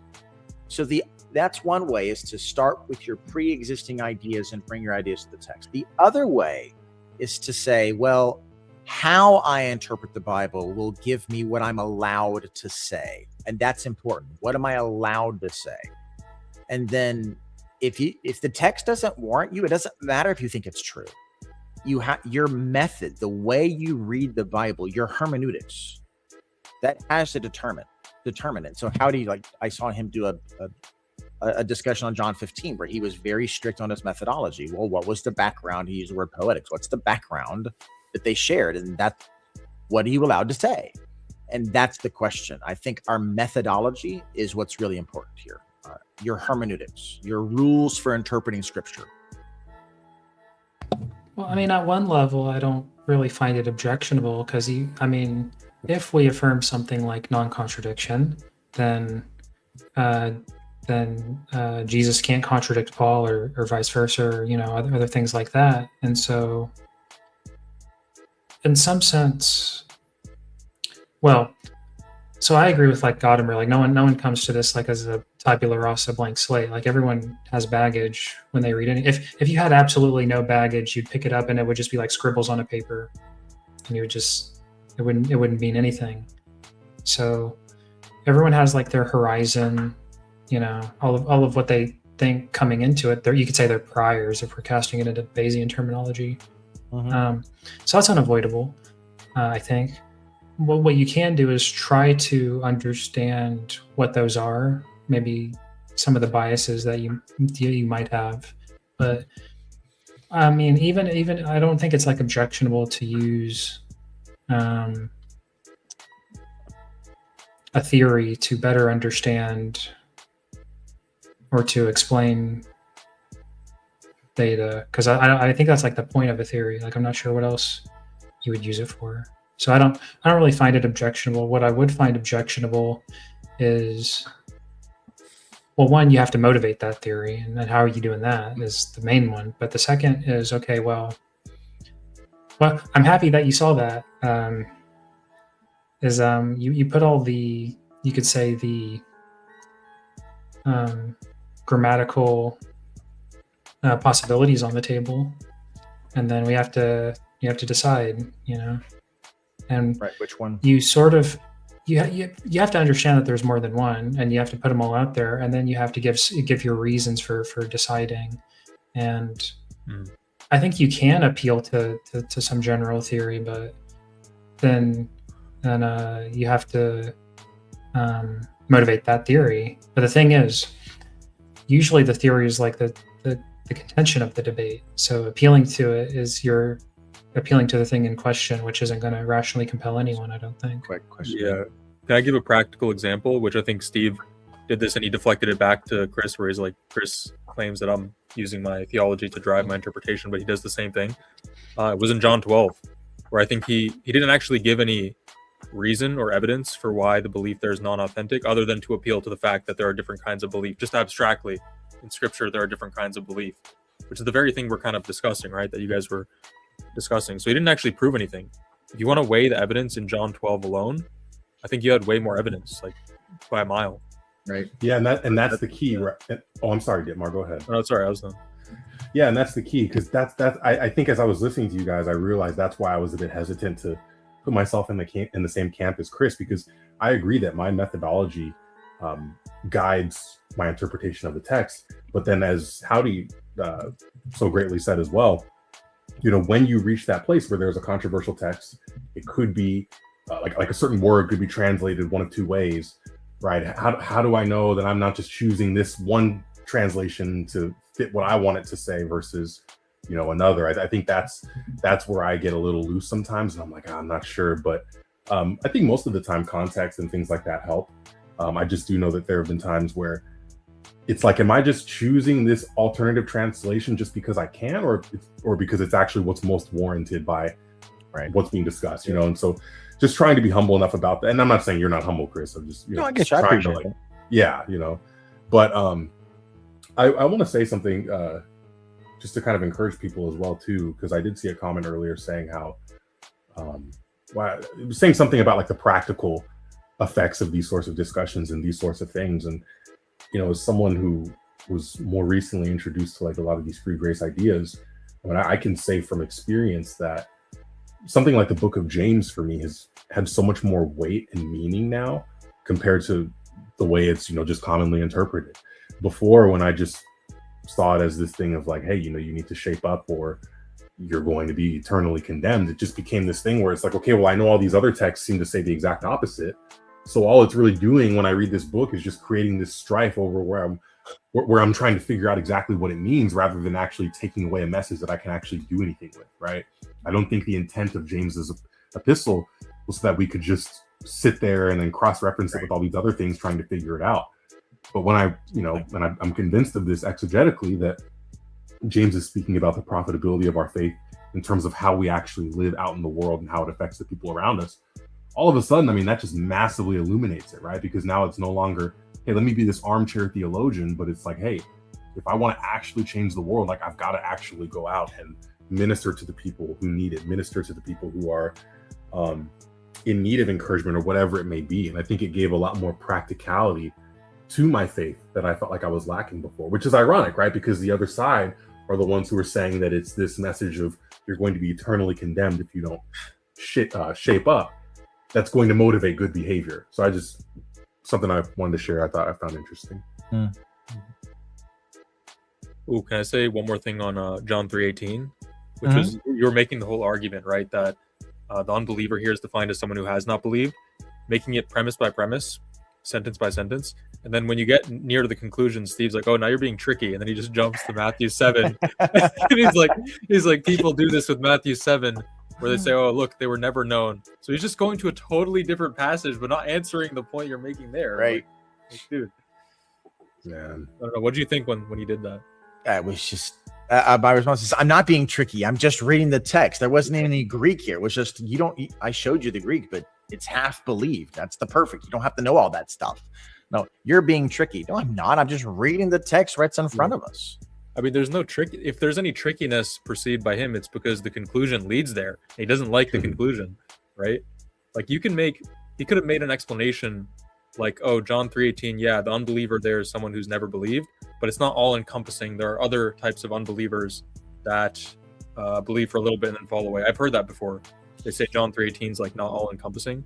Yeah, JP Uncut has said that. Yeah, I don't think that's a good interpretation, because the believer part is all encompassing. It's about whoever believes, right?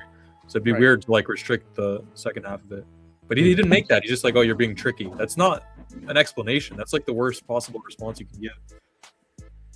I think what he's trying to say is something like, well, there's levels of faith, great faith and little faith, and you have to have a certain amount of faith to push you over the top. That's like, this is something I noticed. I don't know if I agree with Chris on this. I do think there are degrees of faith in some respect. Like I forget in Thessalonians, or you can strengthen your faith, you can have a more profitable faith. But notice that like all those adjectives are augmenting the faith. Like the faith is still the faith. It's never called into question that it's real faith. So whenever you see belief in John 3:16 or faith on its own, that doesn't give you the right to change it into like a specific kind of belief.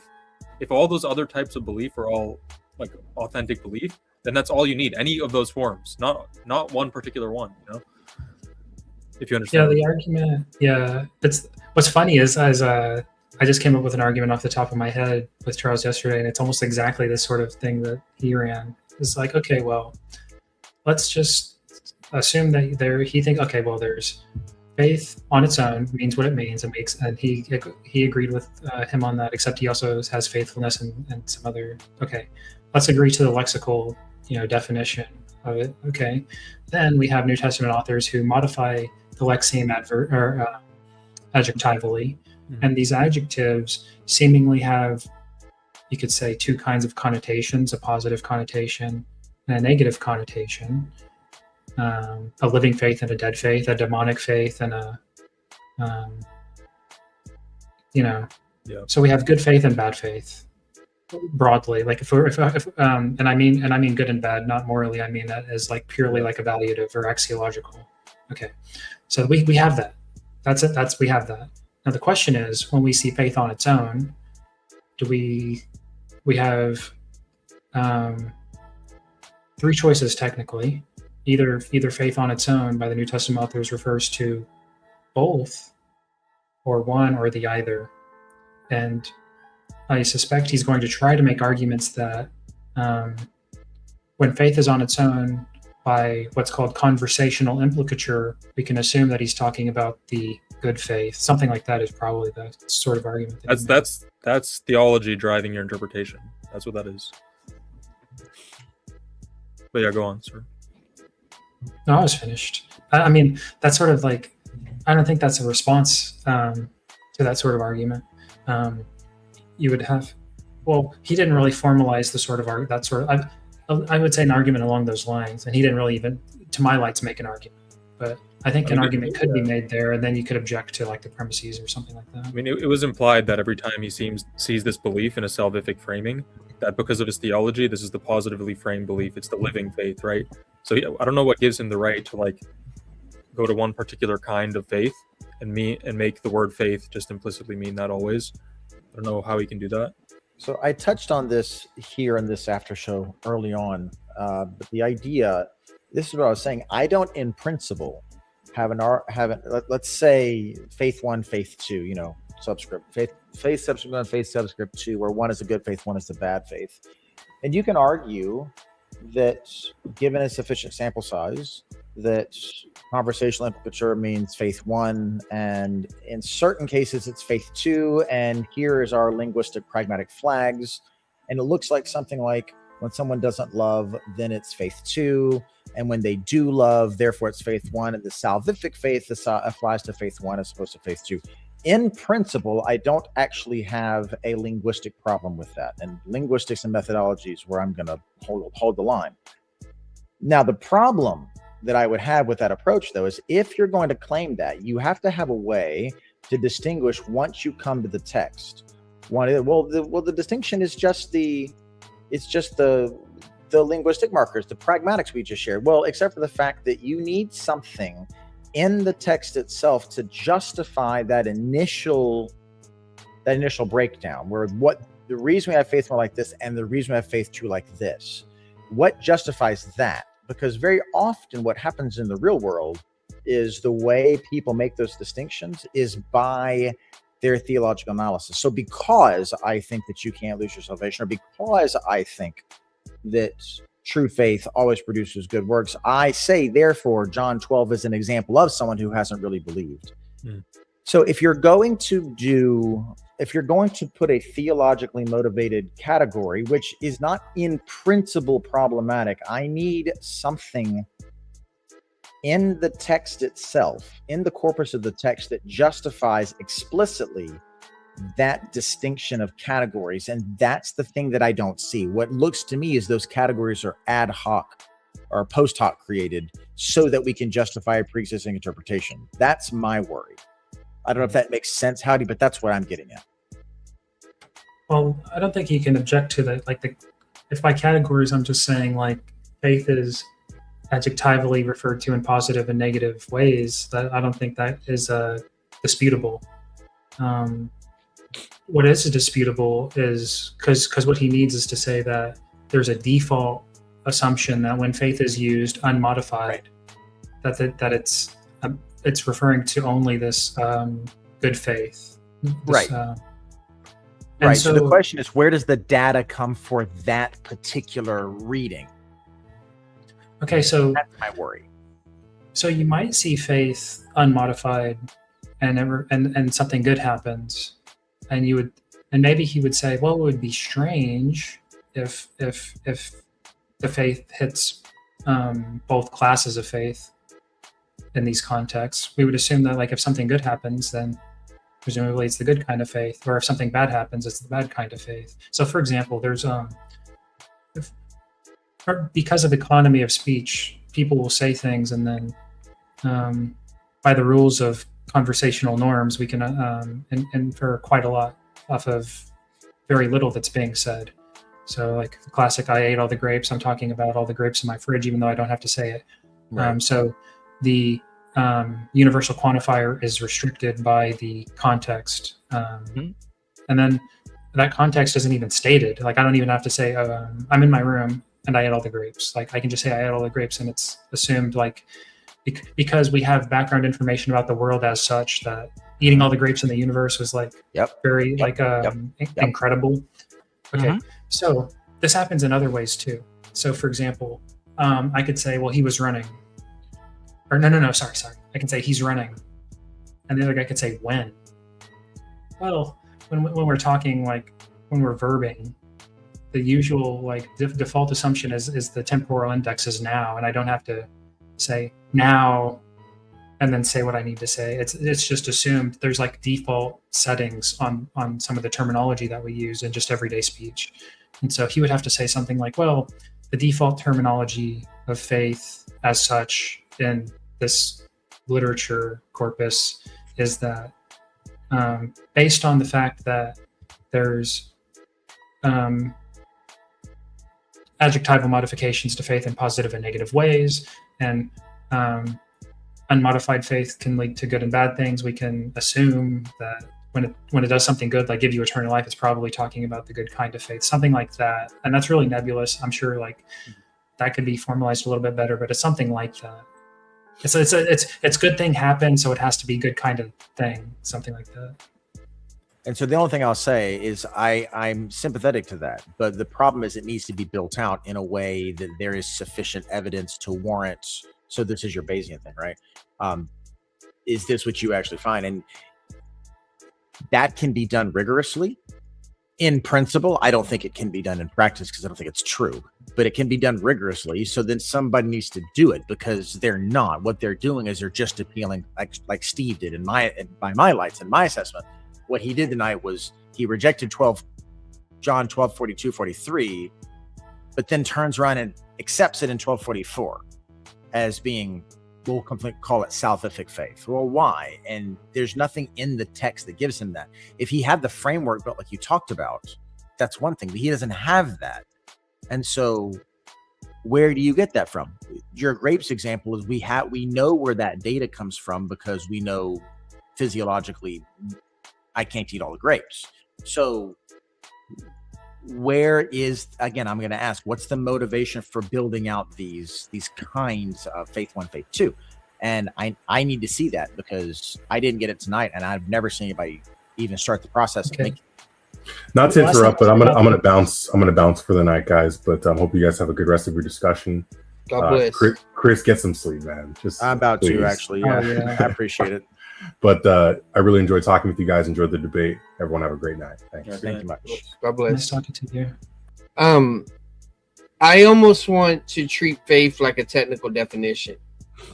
And what I mean by that is I don't think the word belief or faith is actually changing. I think even the adjective added to it is not actually changing the kind of faith. I think what it's doing is it's contextually limiting the term faith. So if we look at adjectives as contextually limiting the noun that they modify, then it doesn't mean necessarily that there's different types of faith. It just means that the word faith is qualified or restricted to what we mean by the word that's attached to it. So I don't think the term faith is changing. Here's the thing: whenever anyone makes an argument, there's two responses to an argument. Well, I guess three, but there's two responses to an argument that you can give. You can reject the inference, and assuming that the other person is competent in forming arguments, that's not going to be an option. The second is, if you reject the conclusion, then you have to reject one or more of the premises. Mm-hmm. And so good arguments sort of, you want to force your opponent into biting the bullet. And I think if I was given, ample time and resources, I could formulate this argument to where you would have to be committed to saying that in all cases, unmodified faith, when used by the New Testament authors, also includes demonic faith. So if Jesus says faith saves, that includes demonic faith. If he says faith gives you great reward, that includes demonic faith.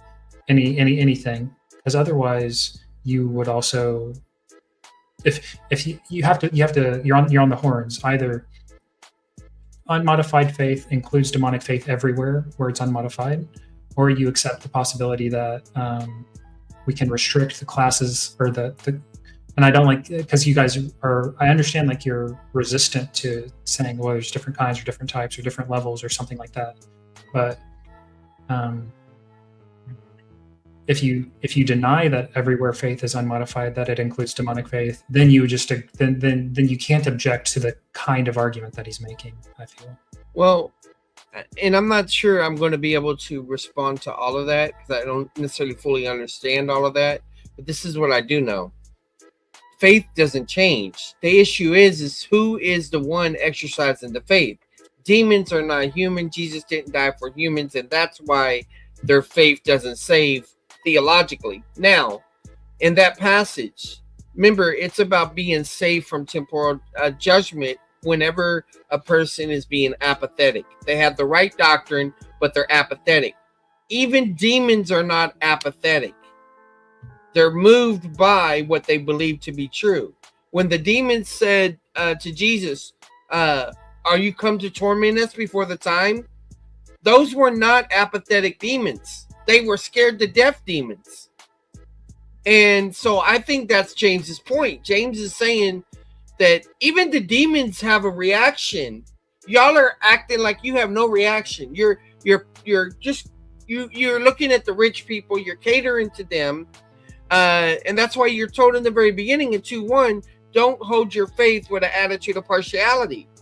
And so if you continue with this apathetic attitude toward the orphan, the widow, these people like this, I'm going to bring judgment. And your right doctrine is not going to save you from that. And you should be scared of this and react even as the demons do. It's sort of like when you're watching Lion King and the hyenas say Mufasa, and they shiver. It's to say it again, Mufasa. At least the demons, at least the hyenas have a reaction, you know, and the Christian needs to have a reaction. It should not be apathetic or callous towards injustices in the church. That's how I would unpack that. I would just say that I think I have a principled reason. I don't think it's theology. I think I have a principled reason in they're both lexical and then phenomenological to use your language resistant to kinds of faith. This is just my phenomenological analysis of faith generally, and also just lexically what the word means, and then semantic domains. And so again, I'm not opposed the idea that you can refer to different kinds with the same word. That's a possible thing that language can do, but just because language can do it, you need to give me, not you personally, how to be you, whoever. If I'm going to buy into that, that's not the normal usage of language without justification. So it's normal to do that, but it's normal to do that with justification. That's all I'm saying. And catechumen, I'm glad you find my explanations interesting. Let me know when you find out if you can refute them. I'm not saying I'm always right, but I would like to hear. Well, I mean, I'd just be repeating myself, and maybe I'd have to. I don't know a way of reiterating in different language, but I think that you can accept that he's allowed to make that move, or if you reject it, then I think you're forced to say that faith unmodified would include both the positive and the negative connotations. So if you see something like faith has great reward, that includes a living faith and a dead faith, like all the ways that it's modified. If you don't, then you are also making the same sort of move. Yeah. Apologies. I don't see the problem I don't see the problem with just collapsing it, biting the bullet. It's all the same. And we follow the text where the text goes. I know that's you're seeing more, and I trust that you're seeing more, but I'm not seeing what you're seeing. Yeah, and I haven't ran Howdy's argument through ChatGPT yet, Super Layman yet, so I'm still processing everything Howdy's saying, you know, and Howdy may be right, but he's got to work on it to explain it to us where we can understand it better. And you know. Well, do you think when the New Testament authors use faith, they'll sometimes use faith and only be referring to faith in Jesus even? So you're talking about usage. You're not talking about definition or meaning. Two different things. No, I'm talking about pragmatics. I'm never making a semantic argument here. I'm making Okay. So yeah, there are times whenever faith is restricted by the object. Okay. And so we can, without using the preposition in him, we can assume that when the New Testament authors, by economy of speech, they don't have to say faith in him and Jesus, faith and then they give the paragraph of what they're talking, the kind of faith that they're talking about. They can just say faith, and it's understood between the speaker and the audience that. Well, the term faith didn't change. Here's the thing. When we know about the object. I think a concrete example is Ephesians 2:8-9, where so grace through faith. That's clearly implied faith in Christ, even that the economy of language doesn't state it explicitly.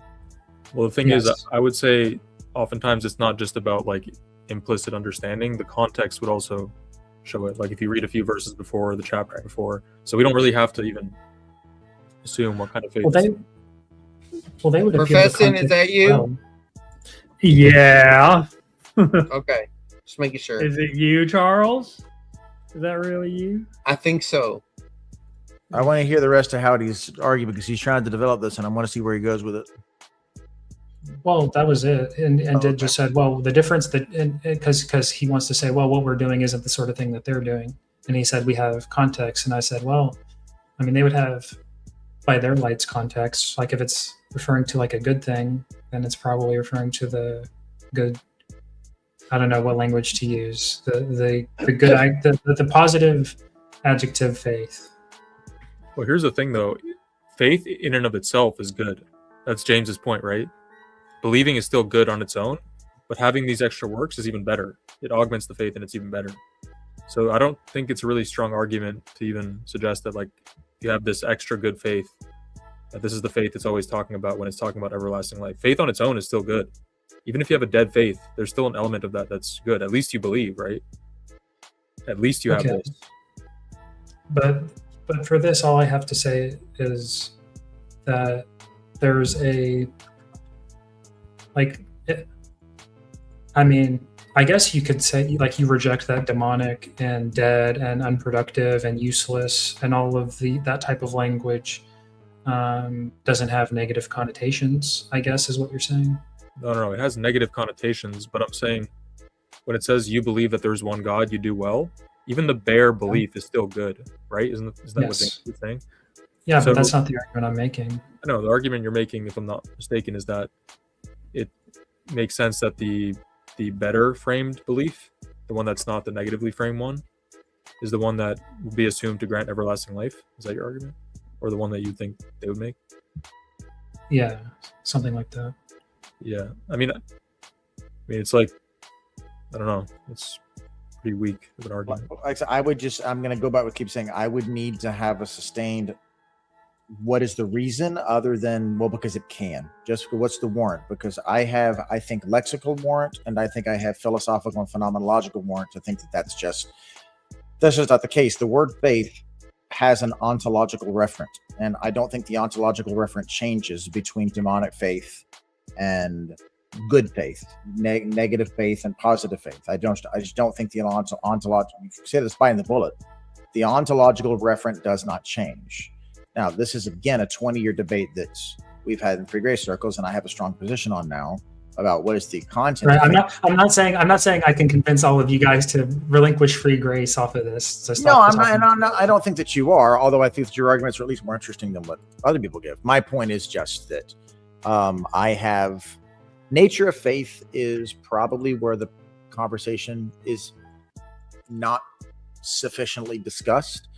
And there's reasons for that. And I personally, I'm sure my view is different than Ditt's and Charles's, but I have a pretty highly developed understanding of the ontology of faith.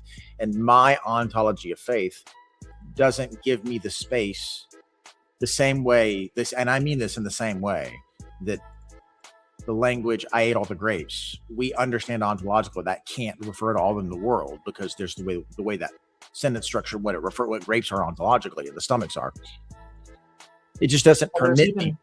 Wait, so can I understand this better? So ontologically, the faith is fixed, like the definition of faith is always fixed, irrespective of like what the verse says in terms of a faith that works or faith in a different object. Because that I agree with. Is that what you're saying? Sort of, not exactly, but sort of. So I wouldn't say ontological the definition because that's mixing categories. Ontologically is what a thing is. The definition would be how the word itself. So I'm distinguishing. I have lexical, semantic, definitional reasons. I don't think that ever changes within the semantic domain. Recognizing the word can use different things because it's polysemous. But then there's an ontological claim, which is what is faith, and that's not a linguistic question. That's phenomenological or ontological. What is faith? And I don't think that faith is the kind of thing that is subject to the kind of breaking up that Howdy is proposing. I don't think it's the kind of thing. Wait, let me understand this better. So is there a difference in your mind between the ontology of a word, like what is faith, and the definition? Yes. Aren't definitions meant to define like what a word is, or it's a little bit different? No, in my view of linguistics, no. Definitions do not.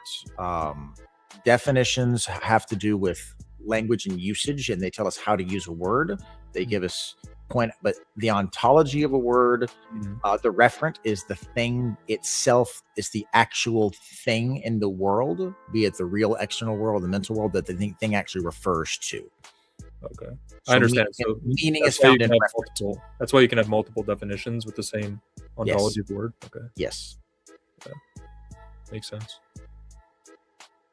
I think we agree then. I don't think I actually disagree with that.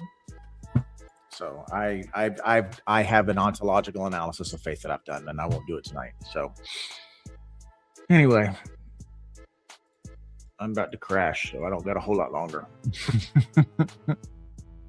Well, what did you think about the debate? Because I assume you had your prepared opening, and it's sort of one that you've been using language that I've heard before. And then he had his. Okay, let me ask you a few questions. What were your initial thoughts when he's doing his opening about talking about general salvation, and then? My notes when he was discussing that was four-term fallacy. We're not here to discuss who is going to heaven or hell. I thought that the entire first 10 minutes and 1 second was him basically ignoring the debate resolution. We were there to discuss the doctrine called once saved, always saved. And we all know what that word means. And he's going to say, well, but I think saved means something. Okay, whatever saved means, that's not the doctrine that we're here to discuss. So I kind of thought the whole thing itself was, well, once saved, always saved. You're not once saved, you're not always saved. You're using the word salvation different than I am, different than I defined it. So I thought that was not helpful. So all the stuff on forgiveness and regeneration and sanctification and the modes and past, present, and future and what it means in most cases, I thought that was ridiculous. And it was after I also thought that all of that I could accept, and I have a note. As long as you tie the notion to abiding and not believing, everything he said in the first 10 minutes and 1 second, I can give double thumbs up to. Then at 10:02, for me, my timer on whatever the time was, I don't know. Then we started getting into his three little arguments, and he tossed out very, very quickly in his last 5 minutes. The only people who are believers are the ones who die believers, and that the present participle, the present ongoing thing, means that unbelievers are not believers anymore by definition. That's a present participle thing. He did that, and then he did the John 15 burning, cutting off thing, and then he closed it up by talking about Romans. So he gave us three arguments. He gave us a present participle argument, a John 15 argument, and a Romans 11 argument. That's pretty much all that I got out of him for his opening statement. And that was a bit frustrating because, and then his rebuttal, he literally just said, I don't think there are any warnings about hell, and I can't answer his questions, and I can't do all that exegesis.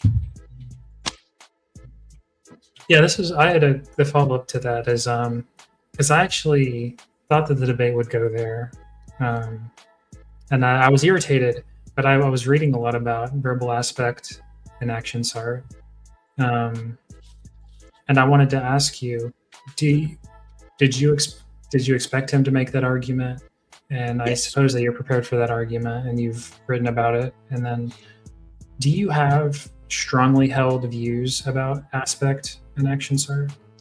It's probably not right for me to call them strongly held views because the differences between Fanning and Porter in particular are more subtle than I understand. But my strongly held views are that we should probably stop talking about tense entirely. I think that's very unhelpful. And so I tend to side with Porter. I don't think there's any time, even in the indicative. I think that Wallace is just wrong. And so I think that I do think that after about 300 AD, that Greek changed. I've been looking at some Hellenist literature, and I think after 300 AD, the language changed, and it did start picking up the kind of what we call like the perfect being, past completed action with ongoing results, and the present having actual in the moment durative aspects. I think that's all post 300 AD. But yeah, for me, verbal aspect, my strongest opinion, which I get largely again from Porter mostly, although Fanning has some good stuff as well, and then McKay, who's a secular Hellenist on the perfect, is that it's, to use Charles's language, it's all camera angle. It's all camera angle. That's all aspect is. And that all of your, what we call actionsarts, that's really, we shouldn't be using that language. That's all a common, that's not in the aspect. That's all in the combination of the lexeme, the pragmatics, and the aspect. So Okay. I don't know if that helps, but that's the way that I look at it. Oh, that's good. If you're on board with Porter and we're abolishing tense from the indicative. Yep. So like even the future indicative. Yep. All of it. Okay. I don't think it's there. And so, I'm not so strong on it that you can't give me a counterexample, but though I just don't think that's the way the language works. Yeah. Do you think that the language is aspect based? Yes. And I have a couple questions. Do you think like the perfect is imperfective? I think that the perfect, so that's the super classical view. It goes back to, I would say that it's stative, which is to say imperfective, which people freak out when they hear perfect is imperfective, but you know what that means. So I think that it's primarily stative. So Wallace tries to keep the old view by having the intensive perfect be the dominant, but still being a past action with emphasis on ongoing results. And I just don't think that's what's in the perfect is doing. The perfect is just stative. It's showing, especially with some verbs, it depends on the verb because there's your lexeme, but the primary use of the perfect is, and I could be wrong, but my view of it is the primary use of the perfect is stative, therefore imperfective, and that it is rhetorical to draw attention.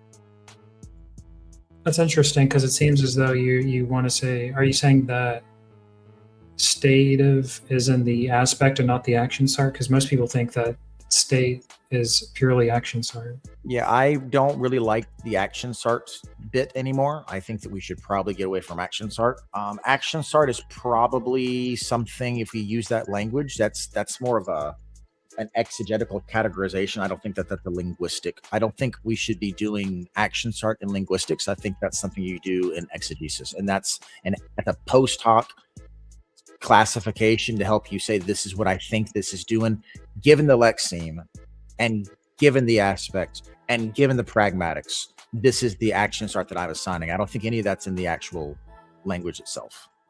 Okay, so you don't really like the different classification schemes like static, dynamic, durative, punctiliar.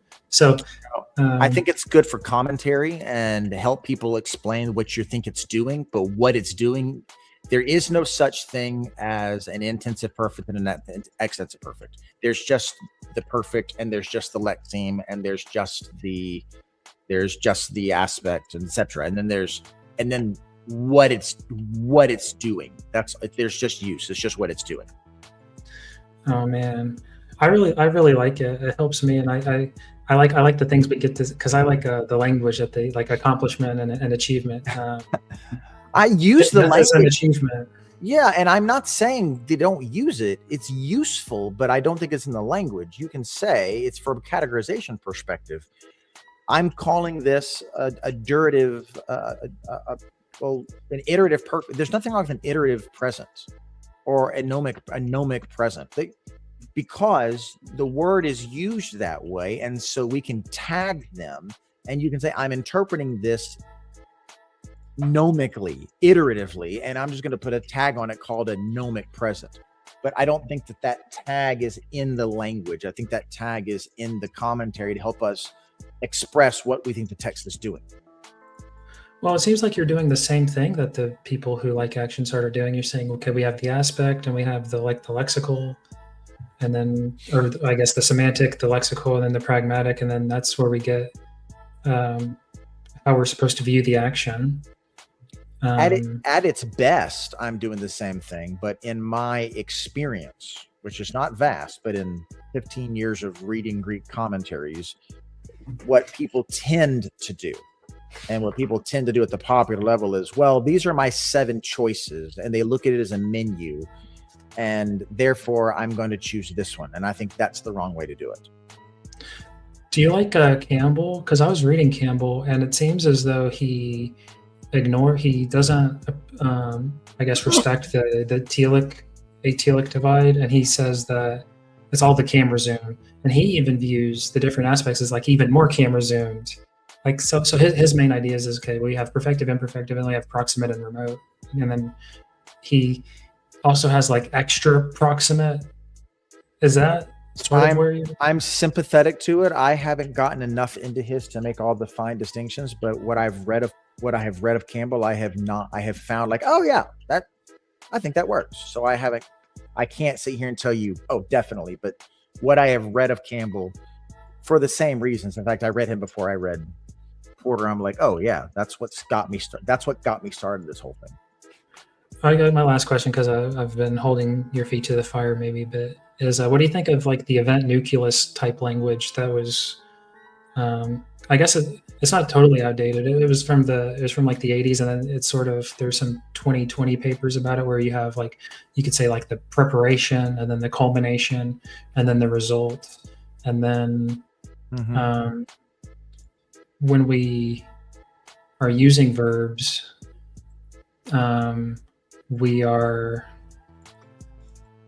you essentially get the same action start categories, but instead of it being durative, right, state, like in those classical categories, they're really talking about, well, it's preparation and culmination, it's preparation and culmination and result. So they think it's like there's this state, and by state they don't mean state of, they just mean like a state of affairs. Yep. And then there's this like event, and then there's a change of state, and then you can view. Right. Do you think that's a useful template for? So full disclosure, I'm not familiar with that literature. I know that it exists. Now, what I will say, having said that I know that it exists, is I think that's a useful heuristic, but I don't, again, I'm going to go back to, I don't think that's the way the language works. Recognizing those guys who wrote those papers have looked at details that I haven't. I'm not inclined to think that's the way the language works. I think that that's probably better attributed to, just in my view, I think that's probably better attributed to lexeme. So let me give a real example. The verb kill. It's almost impossible. It is totally impossible, but it's almost impossible to make kill durative.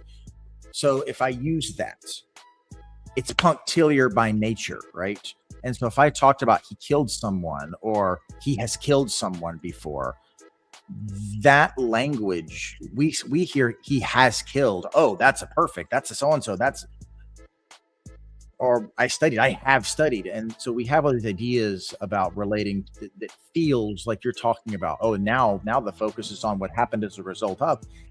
But I think all of that is more, it's really not in the aspect. I think all that is really in the lexeme first, and then it's in the pragmatics. And so I think that that's actually downstream. I think what they're doing with that language, they're taking downstream cumulative effects and reading them back into the language when it wasn't in the language in the first place. It wasn't in the morphology in the first place. Well, that's why, they're using that language now, a procedural character, which is not much different than, I skimmed those papers, Howdy, not enough to like follow the argument, but I was skimming it through and I was seeing the different things they're doing, and I'm seeing some similarities in what they're doing that the Greek verb revisited did. So I wouldn't be surprised, Howdy, as you continue to work through that book, if you don't come to the same conclusions as far as about how to evaluate or how to articulate these things. Yeah, I still got some reading to do, but right now I sort of have a distaste for Campbell. It seems like everything is just the zoom in, zoom out, and I think like surely there's more to language than that. I have one more question about like as it relates to I guess New Testament literature specifically. Well, I should say the Gospels specifically and Acts. As a narrative, do you think that there are sort of rules for aspectual use? Like, okay, well, the present here is like a historic, like they say like, okay, well, aorist is like the main line, and then you have offline, and then you have ways of adding from the sideline and stuff. Do you think like the aspects have that sort of Sorry. Do you think that narratives sort of abide by that sort of default setting on use of aspects? Sure. Hebrew for sure. Almost certainly. I think so for sure. Greek, I'm less sold on, but I tend to think probably just because one of the functions of the perfect, for instance, one of the functions of the perfect is to get under something like a main verb and to draw attention. But again, I'm probably, I guess one of the biggest, I guess, Howdy, what I would say to you, again, recognizing we're at the very limit of what I know, what I don't know. So I do not want to pretend I'm speaking out of turn, okay? But what I will say in general is I am far more impressed with pragmatics and discourse grammar as a field than I am with aspect theory. I really do think that aspect and tense has been overstated. I think it's really just, it's all camera, it's all how it's being presented. And I think the vast majority of what's happening in the text, including in narratives, is it's all in pragmatics. And so I think your Kais, your Des, your Mentes, your Mendes, those connections, I think that kind of stuff is more useful than I'm going to use this aspect for this line, but then switch this aspect for this offline. Okay, so I guess my general, the feeling that I'm getting is you're really sort of deflationist. Is how is like the term I would use, and for like the language, like the language. The language isn't doing much. You would say like the language isn't doing much work. It's the author doing most of the work. Yes. Yeah. Yes, I think that's probably, I think that's actually probably well said. Okay, thank you. That was very informative. Sorry for soaking up all the time. Oh, it's so fun. So Howdy, if you're not impressed with Con Campbell, and that's fine. I mean, as far as his theory, Con Campbell agrees that the time is not involved. So he thinks the future. No, he thinks the future indicative is tensed. Yeah, right. Anything that's in the indicative mood has time, but outside of the mood, there's consensus that it doesn't refer to time. Yes, but Porter argues that there's not even time in the indicative mood. Yes, and that's what Chris is. That's my view. It's not my strong view, but I lean that way pretty. I assume that when I read. Okay. So, Howdy, right now, do you think that there's time outside of the indicative? Or are you saying there's no time even in the indicative? So I think I'm pretty... So I'm very new to this. Don't worry. In fact, I think Howdy wants the language to do more than I do. A little bit. So I'm very new. Like most of what I read about verbal aspects and action start was actually like in the last week. But I'm like a bibliophage. I have a lot of time. So my general thoughts, right, and these are like my initial thoughts, but maybe I'll change my mind upon revisiting and rereading the material over the next whatever, is that it's really hard not to have future indicative be tensed. To have all of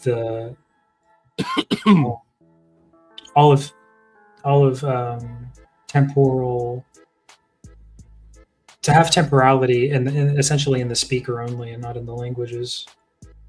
There are some languages that do that, but not very many.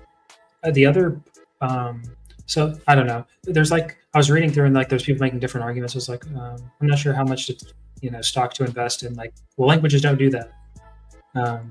But so I think future indicative is tensed.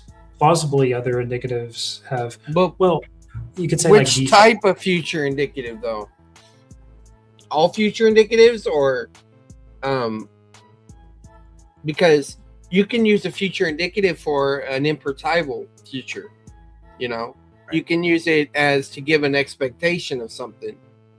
And there's a predictive element, but it could be a near future. You could be other ideas. And so the question is, and I'm not there with Porter totally. I'll let you know that. Maybe it's true, but I don't know Porter as well as I know the other views. But the thing about it is that there may be other things that are making the future do that, rather than the future having that embedded in itself, or the indicative having it embedded in itself. Because if we go ahead. For the record, I'm just saying what I think. I'm not saying I'm at all prepared to defend my initial appearances. Like Porter is obvious. The people there are very well educated people making arguments that it's not. And for me to just sit here and say, oh, they don't know what they're doing. Same here, Howdy. Same here. I'm with you. Absolutely. But I'm bringing this up because as you're working with Aspect, you're asking good questions, but you got to deal with the time issue, which you're kind of doing with. And then the other thing that you should deal with, I just thought about it. I forgot what it was. It was important too. Is language a portrayal of reality? And I know that's philosophical, but Wallace, who argues for time in the indicative, says that language is just a portrayal of reality. It's not reality itself. So I think that affects the argument too, because if you're saying that this present active participle is not a portrayal of reality, then okay, well, what is it then? It's a narrative world. It's part of the narrative world. It's part of the argument. And so if it's part of the argument, then we got to ask, well, how is it functioning? Well, if it's outside of time, outside of reality, it's outside of time. So the time that you would have to talk about is only in a relative sense. That's why a lot of times you'll hear people say, well, that's present tense from the standpoint of the time of speaking.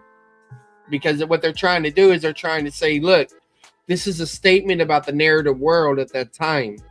I'm not saying it's right, but that's what goes on. And but then, like I've said before, the issue is even if we say it's not time, it's not reality, all of this, then we got to ask, well, what is the language doing? In other words, is this really coming down to speech act theory? Are these indicators here to motivate us to take an interpretation, but also to do something with that? And, there's problems with speech act theory as well. So, I mean, but the thing is, Howdy, is we have not debated a single person that's anti-free grace that can have this conversation we're having right now. Not even close. That's not true. I have that conversation with you all the time. You can't even understand your own conversation. Sure. You did not. Man, that Professor. I'm gonna let that go. And on that note, oh my gosh, on that note, listen, y'all have a lovely night. I'm gonna be way too early, which is ridiculous. So I appreciate y'all, and I'll check on later on. All right. God bless y'all. God bless. I appreciate you for staying up so late and hanging out and all that. Thanks, Howdy. I wouldn't have, but again, holiday, and this is the last one for a while, so I went and hang out with you. God bless y'all. Going out with a bang. Yeah. So, I don't think there'll be many people live tomorrow, but what I may do is, because I don't have to work, is I may do a live reacting to his CJ Cox debate first. I want the reason being is I want to get through the CJ Cox stuff and reviewing it, and then that also gives me time to process the Steve Gregg stuff. But at the same time, I got to be prepared for my debate with Kevin, Biblical Discussions on Matthew 7, which is on the 18th. So what's that, 14 days from now? So I really probably need to wake up tomorrow, really hit that hard. And then if I got anything left in me after that, maybe I'll go live and start doing those because I'm behind by 2 debates that Chris has done that we haven't really done a review of. So those are just my thoughts. But anything else, Howdy? No, I'm good. It's just got a lot of reading to do, and yeah. Well, I'm just glad that Con Campbell's Bible is fixing to come out, because it's going to force people to recognize, well, wait a minute, this isn't what this preacher's saying. Wait a minute, this isn't what this scholar, what I've been taught. it'll just be a way that it's kind of popularized to a certain extent. I mean, it's most people are not going to be able to understand that Greek study Bible, at least not with a little bit of help. But my guess is that once that book is out, there'll be a more layman type book that's brought out.